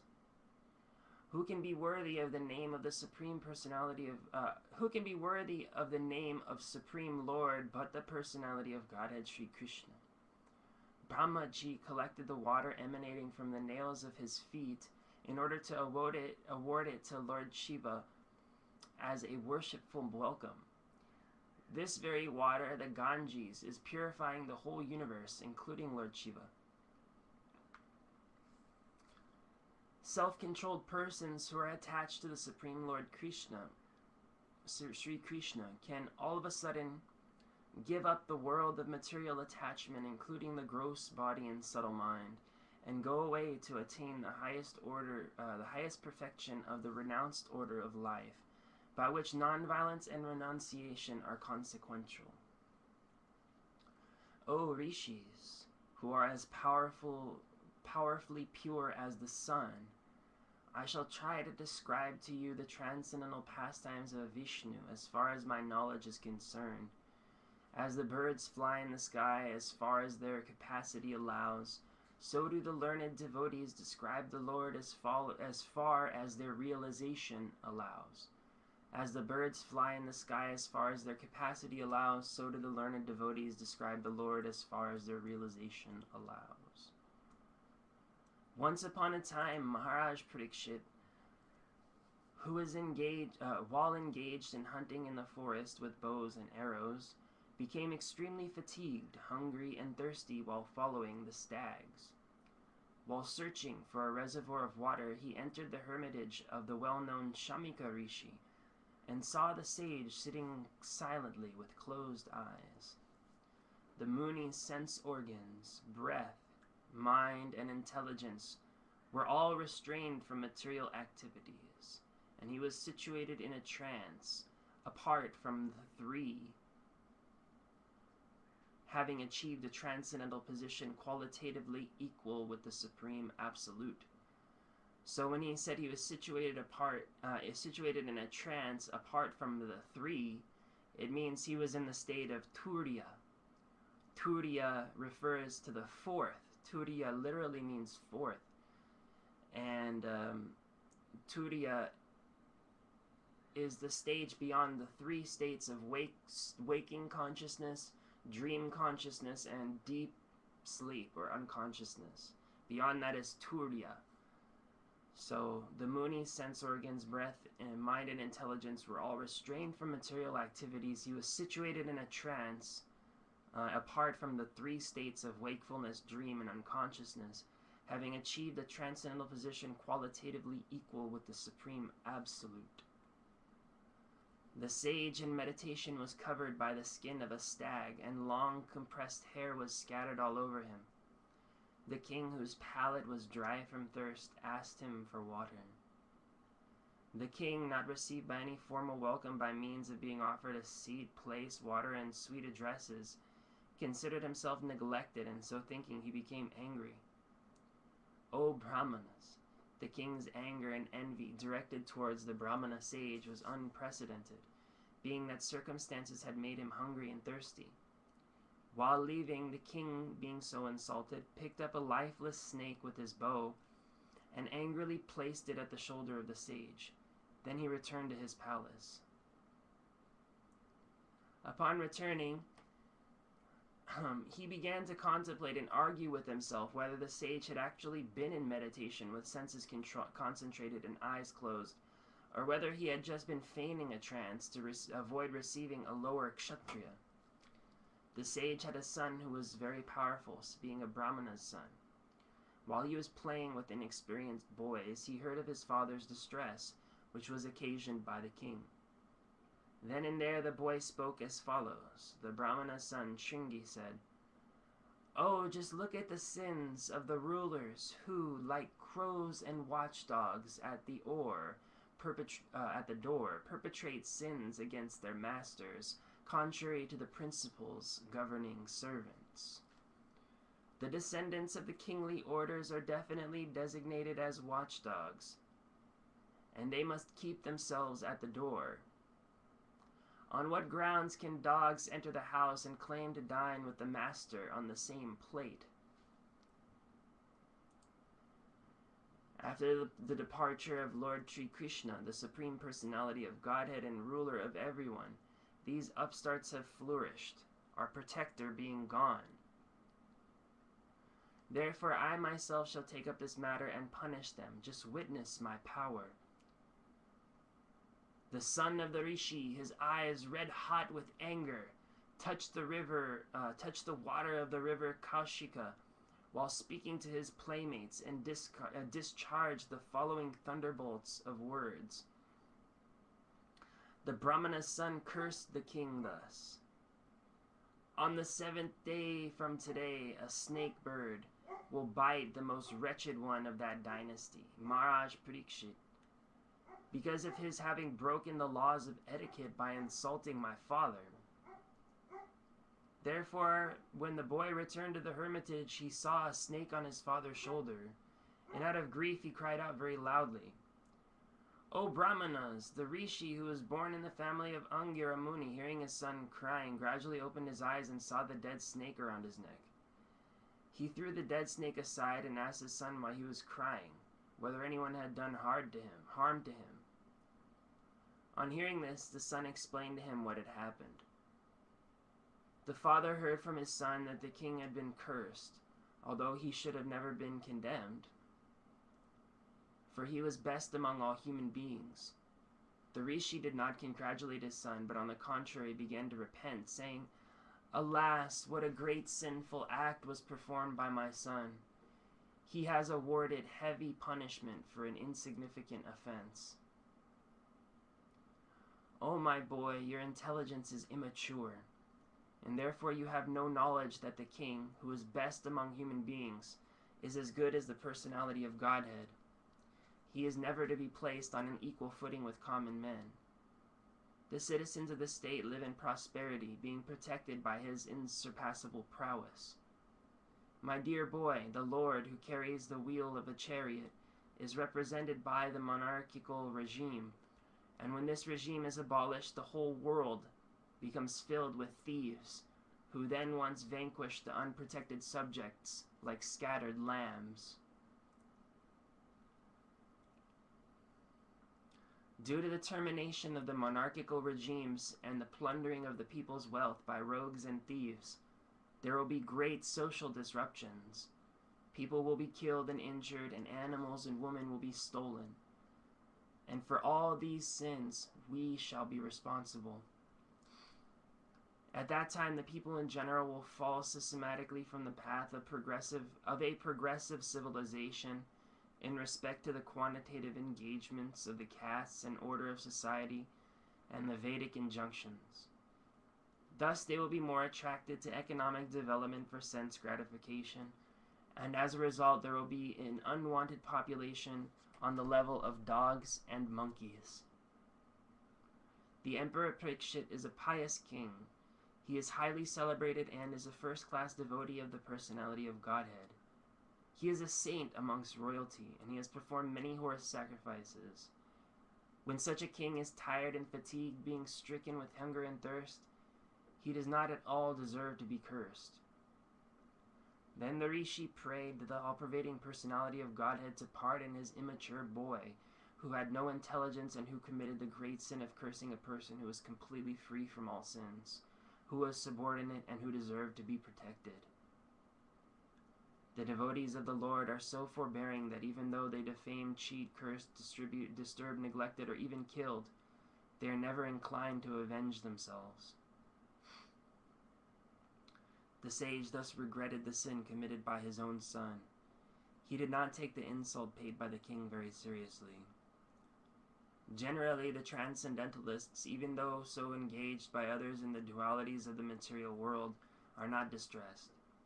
Nor do they take pleasure in worldly things, for they are transcendentally engaged.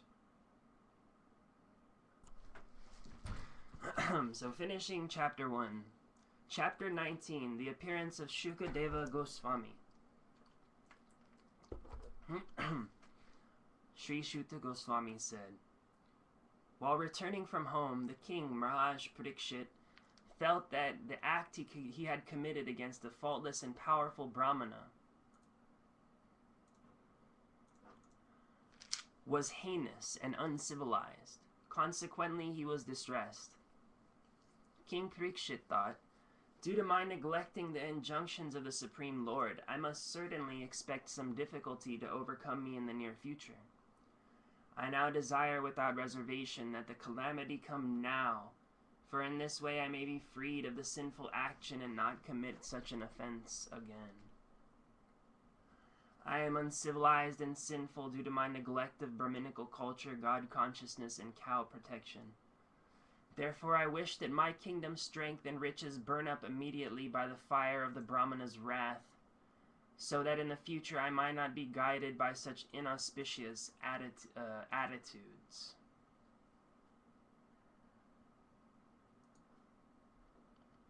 While the king was thus repenting, he received news of his imminent death, which would be due to the bite of a snake bird, occasioned by the curse spoken by the sage's son. The king accepted this as good news, for it would be the cause of his indifference towards worldly things. Maharaj Parikshit sat down firmly on the banks of the Ganges to concentrate his mind in Krishna consciousness, rejecting all other practices of self-realization, because transcendental loving service to Krishna is the greatest achievement, superseding all other methods. The river Ganges, by which the king sat to fast, carries the most auspicious water, which is mixed with the dust of the lotus feet of the Lord and tulasi leaves. Therefore that water sanctifies the three worlds, and outside even sanctifies Lord Shiva and other demigods. Consequently, everyone who is destined to die must take shelter of this river. Thus the king, the worthy descendant of the Pandavas, decided once and for all, and sat on the Ganges bank to fast until death, and give himself up to the lotus feet of Lord Krishna, who alone is able to award liberation. So, freeing himself from all kinds of associations and attachments, he accepted the vows of a sage. At that time, all the great minds and thinkers, accompanied by their disciples and sages who could verily sanctify a place of pilgrimage just by their presence, arrived there on the plea of making a pilgrim's journey. From different parts of the universe there arrived sages like Atri, Chavan, Shardvan, etc., etc., and the great personality Narada. There are also many other saintly demigods, kings, and special royal orders called Arundayas, a special rank of Raja Rishis, from different dynasties of sages. When they all assembled together to meet the Emperor Parikshit, he received them properly and bowed his head toward the ground. After all the rishis and others had seated themselves comfortably, the king, humbly standing there before them with folded hands, told them of his decision to fast until death. The fortunate king said, "Indeed, we are the most grateful of all the kings who are trained to get favors from the great souls. Generally, you sages consider royalty as refuse to be rejected and left in a distant place. The Supreme Personality of Godhead, the controller of both the transcendental and mundane worlds, has graciously overtaken me in the form of a Brahmana's curse. Due to my being too much attached to family life, the Lord, in order to save me, has appeared before me in such a way that only out of fear I will detach myself from the world. O Brahmanas, just accept me as a completely surrendered soul, and let Mother Ganges, the representative of the Lord, also accept me in that way. For I have taken the lotus feet of the Lord into my heart. Let the snake bird or whatever magical thing the Brahmana created bite me at once. I only desire that you continue singing the deeds of Lord Vishnu. Again, offering obeisances unto all you Brahmanas, I pray that if I should take my birth in the material world, I will have complete attachment to the unlimited Lord Krishna, association with his devotees, and friendly relations and with all living beings." In perfect self-control, Maharaj Parikshit sat down on a seat of straw, with straw roots facing east, placed on the southern bank of the Ganges, and he himself faced the north. Just previously, he had given charge of his kingdom over to his son. Thus the king, Maharaj Parikshit, sat to fast until death. All the demigods of the higher planets praised the king's actions, and in pleasure continually scattered flowers over the earth and beat celestial drums. All the great sages who were assembled there also praised the decision of Maharaj Parikshit, and they expressed their approval by saying, "Very good." Naturally, the sages are inclined to do good to common men, for they have all the qualitative powers of the Supreme Lord. Therefore, they are very much pleased to see Maharaj Parikshit a devotee of the Lord, and they spoke as follows. The sages said, "O chief of all saintly kings of the Pandu dynasty, who are strictly in the line of Lord Sri Krishna, It is not at all astonishing that you give up your throne, which is decorated with the helmets of many kings, to achieve eternal association with the personality of Godhead. We shall all wait here until the foremost devotee of the Lord, Maharaj Parikshit, returns to the supreme planet, which is completely free from all mundane contamination and all kinds of lamentation. All that was spoken by the great sages was very sweet to hear, full of meaning, and appropriately presented as perfectly true. So after hearing them, Maharaj Parikshit, desiring to hear of the activities of Lord Sri Krishna, the personality of Godhead, congratulated the sages. The king said, "O great sages, you have all very kindly assembled here, having come from all parts of the universe. You are all as good as supreme knowledge personified, who resides in the planet above the three worlds, Satyaloka. Consequently, you are naturally inclined to do good to others. But for this you have no interest, either in this life or the next.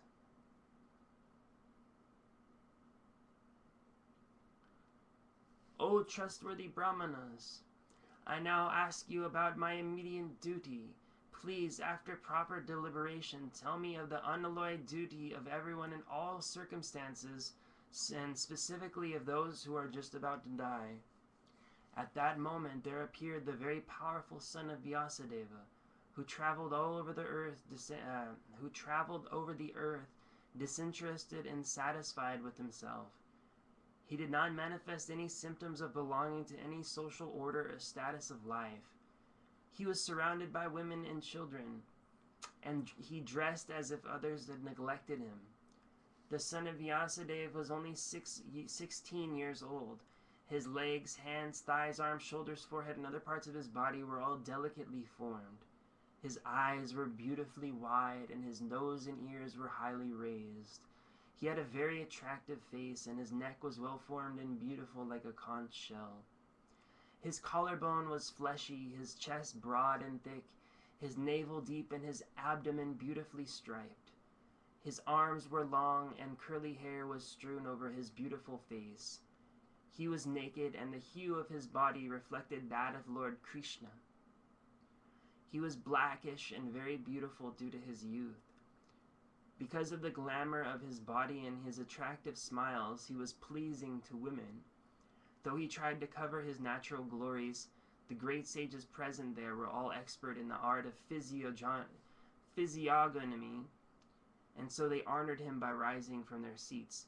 Physiognomy, I can only assume, has to refer to the way that Bhagawan or divine personalities are identified by certain bodily features that they have.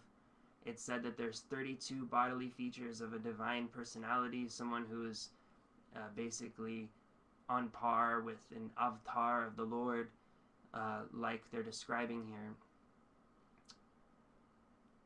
Maharaj Parikshit, who is known as Vishnurata, one who is always protected by Vishnu, bowed his head to receive his chief guest, Sukadeva Gosvami. At that time, all the ignorant women and boys ceased following Srila Sukadeva. Receiving respect from all, Sri Sukadeva Goswami took his exalted seat. Sukadeva Goswami was then surrounded by saintly sages and demigods, just as the moon is surrounded by stars, planets, and other heavenly bodies. His presence was gorgeous, and he was respected by all. The sage Sri Sukadeva Goswami sat perfectly pacified, intelligent, and ready to answer any question without hesitation. The great devotee Maharaj Parikshit approached him, offered his respect by bowing before him, and politely inquired with sweet words and folded hands. The fortunate King Parikshit said, "O Brahmana, by your mercy only you have sanctified us, making us like unto places of pilgrimage. All by your presence here as my guest. By your mercy we, who are unworthy royalty, have become eligible to serve the devotee. Simply by our remembering you, our house has become instantly sanctified, And what to speak of seeing you, touching you, washing your holy feet, and offering you a seat in our home? Just as the atheist cannot remain in the presence of the personality of Godhead, so also the invulnerable sins of man are immediately vanquished by your presence, O saint, O great mystic. Lord Krishna, the personality of Godhead, who is very dear to the sons of King Pandu, has accepted me as one of those relatives just to please his great cousins and brothers. Otherwise, without being inspired by Lord Sri Krishna, how is it that you have voluntarily appeared here, though you are moving incognito to the common man and are not visible to us who are on the verge of death? You are the spiritual master of great saints and devotees. I am therefore begging you to show the way of perfection for all persons, and especially for one who is about to die. Please let me know what a man should hear, chant, remember, and worship, and also what he should not do. Please explain all of this to me. O powerful Brahmana, it is said that you hardly stay in the houses of men long enough to milk a cow. Sri Sutta Goswami said, the king thus spoke and questioned the sage, using sweet language. Then the great and powerful personality, the son of Vyasadeva, who knew the principles of religion, began his reply.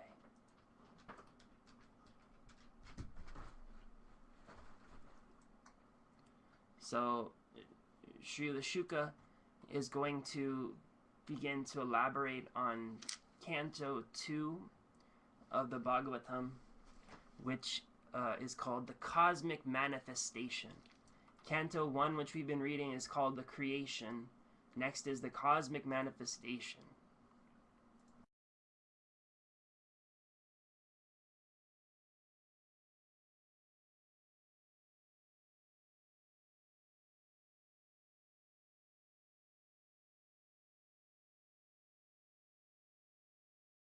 Began to run toward him fast, just to have a long-desired audience with the Lord, who is the protector of all devotees. The citizens arrived before the Lord with their respective presentations, offering them to the fully satisfied and self-sufficient one, who by his own potency incessantly supplies others. These presentations were like the offering of a lamp to the sun. Yet the citizens began to speak in ecstatic language to receive the Lord, just as wards welcome their guardian and father. The citizens said, O Lord, you are worshipped by all demigods like Brahma, the four Shanas, and even the King of Heaven. You are the ultimate rest for those who are really aspiring to achieve the highest benefit of life.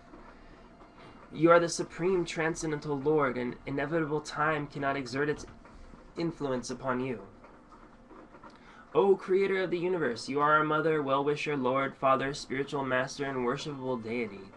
By following in your footsteps, we have become successful in every respect. We pray, therefore, that you continue to bless us with your mercy. Oh, it is by our luck that we have come again today under your protection by your presence, for your Lordship rarely visits even the denizens of heaven. Now it is possible for us to look into your smiling face, which is full of affectionate glances. We can now see your transcendental form, full of all auspiciousness. O lotus-eyed Lord, whenever you go away to Mathura, Vrindavan, Hastinapur to meet your friends and relatives, every moment of your absence seems like a million years. O infallible one, at that time our eyes become useless, as if bereft of sun. O Master, if you live abroad all the time, then we cannot look at your attractive face, whose smiles vanquish all of our sufferings. How can we exist without your presence? Upon hearing their speeches, the Lord, who is very kind to the citizens and devotees, entered the city of Dwarka and acknowledged all their greetings by casting his transcendental glance over them. As Bhogavati, the capital of Nagalok, is protected by the Nagas, so Dwarka was protected by the citizens of Vrishni, Bhoj, Madhu, Dashar, Arha, Kukur, Andaka, etc., who were as strong as Lord Krishna. The city of Dwarkapuri was filled with opulences of all seasons. There were hermitages orchards, flower gardens, parks, and reservoirs of water breeding lotus flowers all over. The city gateway, the household doors, and festooned arches along the road were nicely decorated with festive signs like plantain trees and mango leaves, all to welcome the Lord. 1-10-1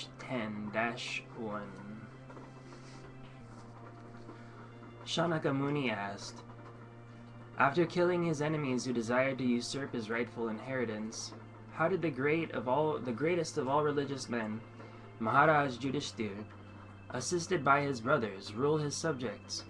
Surely he could not freely enjoy his kingdom with unrestricted consciousness. Shuta Goswami said, Lord Sri Krishna, the Supreme Personality of Godhead, who is the maintainer of the world, became pleased after re-establishing Maharaj Yudhishthira in his own kingdom, and after restoring the Kuru dynasty, which had been exhausted by the bamboo fire of anger.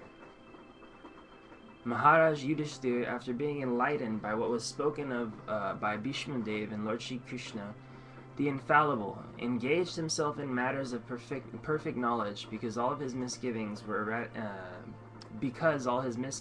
eradicated.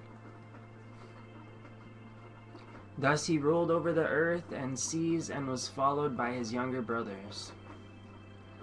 During the reign of Maharaj Yudhishthira, the clouds showered all the water that the people needed, and the earth produced all the necessities of man in profusion. Due to its fatty milk bag and cheerful attitude, the cow used to moisten the grazing ground with milk. The rivers, oceans, hills, mountains, forests, creepers, and active drugs in every season paid their tax quota to the king in profusion. Because of the king having no enemy, the living beings were not at any time disturbed by mental agonies, diseases, or excessive heat or cold. Sri Hari, Lord Sri Krishna, resided at Hastinapur for a few months to pacify his relatives and to please his own sister, Subhadra. Afterwards, when the Lord asked permission to depart and the king gave it, the Lord offered his respects to Maharaj Yudhishthira by bowing down at his feet, and the king embraced him. After this, the Lord, being embraced by others and receiving their obeisances, got into his chariot. At that time, Subhadra, Draupadi, Kunti, Uttara, Gandhari, Dhritarashtra, Yudhishthira, Kripacharya, Nakul, Sahadev, Bhimashen, Dhaumya, and Satyavati all nearly fainted because it was impossible for them to bear separation from Lord Krishna. The intelligent, who have understood the Supreme Lord in association with pure devotees and have become free from all bad materialistic associations, can never avoid hearing the glories of the Lord, even though they have heard them. Entities place them under the guidance of material nature. By his own potency, material nature is empowered to recreate. Here is the same Supreme Personality of Godhead, whose transcendental form is experienced by the great devotees who are completely cleansed of material consciousness by dint of rigid devotional service and have full control of life and the senses. And that is the only way to purify existence. Oh dear friends, here is that very Personality of Godhead, whose attractive and confidential pastimes are described in the confidential parts of Vedic literature by his great devotees. It is he only who creates, maintains, and annihilates the material world and yet remains unaffected. Whenever there are kings and administrators living like animals in the lowest modes of existence, the Lord in his transcendental form manifests his supreme power, the truth positive, shows special mercy to the faithful, performs wonderful activities, and manifests various transcendental forms, as is necessary in different periods and ages. Oh, how supremely glorified is the dynasty of King Jadu, and how virtuous is the land of Mathura, where the supreme leader of all beings, the husband of the goddess of fortune, has taken his birth and wandered in his childhood. Undoubtedly, it is wonderful that Dwarka has defeated the glories of the heavenly planets and has enhanced the celebrity of the earth. The inhabitants of Dwarka are always seeing the soul of all living beings in his loving feature. He glances at them and favors them with sweet smiles. O friends, just think of his wives, whose hands he accepted. How they must have undergone vows, baths, fire sacrifices, and perfect worship of the Lord of the universe to constantly relish now the nectar from his lips. The damsels of Rajbhumi would often faint just by expecting such favors, rather. The children of the ladies are Pradyumna, Shamba, Amba, etc. Ladies like Rukmini, Satyabhama, and Jambavati were forcibly taken away by him from their Svayamvara ceremonies after he defeated many powerful kings, headed by Shishupal. And other ladies were also forcibly taken away by him after he killed Bhaumashura and thousands of his assistants. All these ladies are glorious. All these women auspiciously glorified their lives despite their being without individuality and without purity. Their husband, the lotus-eyed personality of Godhead, never left them alone at home. He always pleased their hearts by making valuable presentations. While the ladies of the capital of Hastinapur were greeting him and talking in this way, the Lord, smiling, accepted their good greetings and casted the grace of his glance over them. He departed from the city. Maharaj Yudhishthir, although no one's enemy, engaged 4 divisions of defense, horse, elephant, chariot, and army, to accompany Lord Krishna, the enemy of the Asuras, demons. The Maharaj did this because of the enemy and also out of affection of the Lord.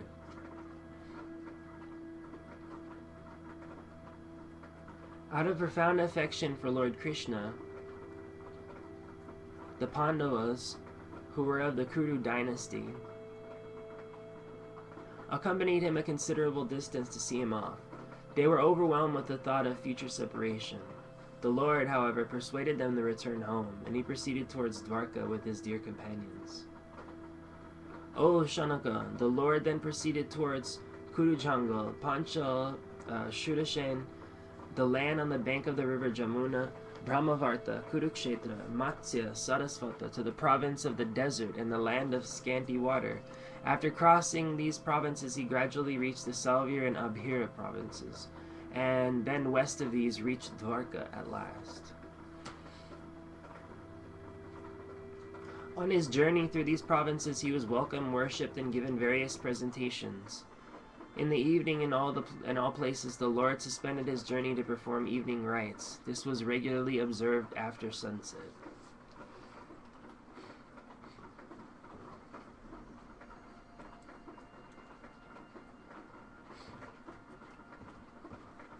Since that chapter was kind of slow, I'm going to read chapter 11 also. Or not slow, but short, rather.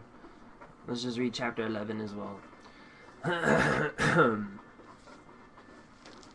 Lord Shri Krishna's entrance into Dwarka.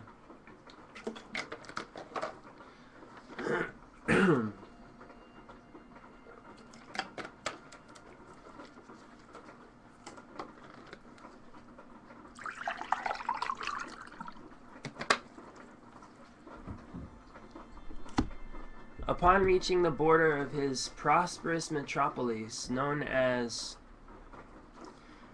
the country of Anarthas, Dwarka, the Lord sounded his auspicious conch shell, heralding his arrival and apparently pacifying the dejections of the inhabitants. The wide and fat-belled conch shell, being gripped by the hand of Lord Krishna and sounded by him, appeared to be reddened by the touch of his transcendental lips. It seemed that a white swan was playing in the stems of red lotus flowers. The citizens of Dwarka, having heard that sound which threatens fear personified in the material world only once, how then could the Pandavas tolerate his separation? For they had been intimately associated with his person, seeing him face to face, touching him, conversing with him, and sleeping, sitting, and dining with him. All their hearts were melted for him on the pot of attraction.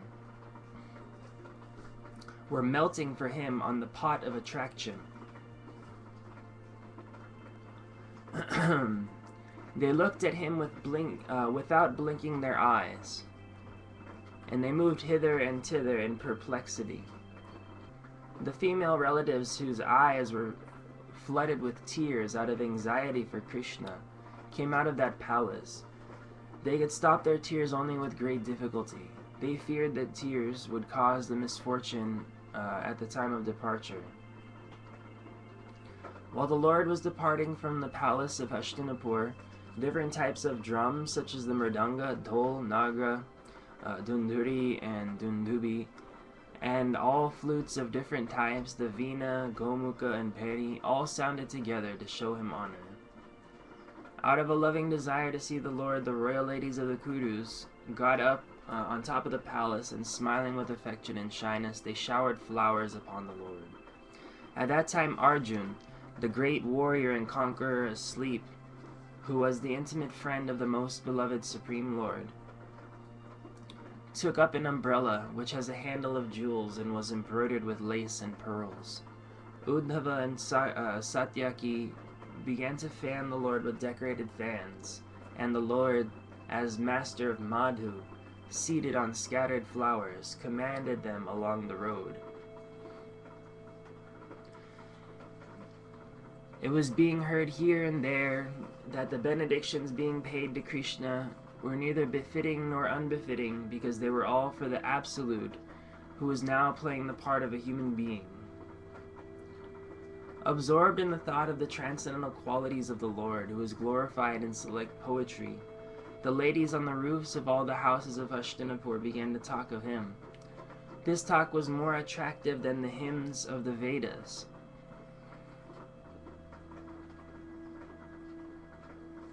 They said, "Here he is, the original personality of Godhead as we definitely remember him.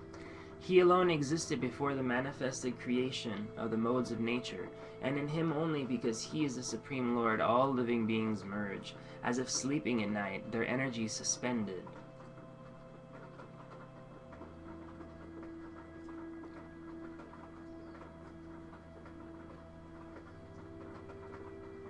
The personality of Godhead, again, desiring to give names and forms to his part and parcels of living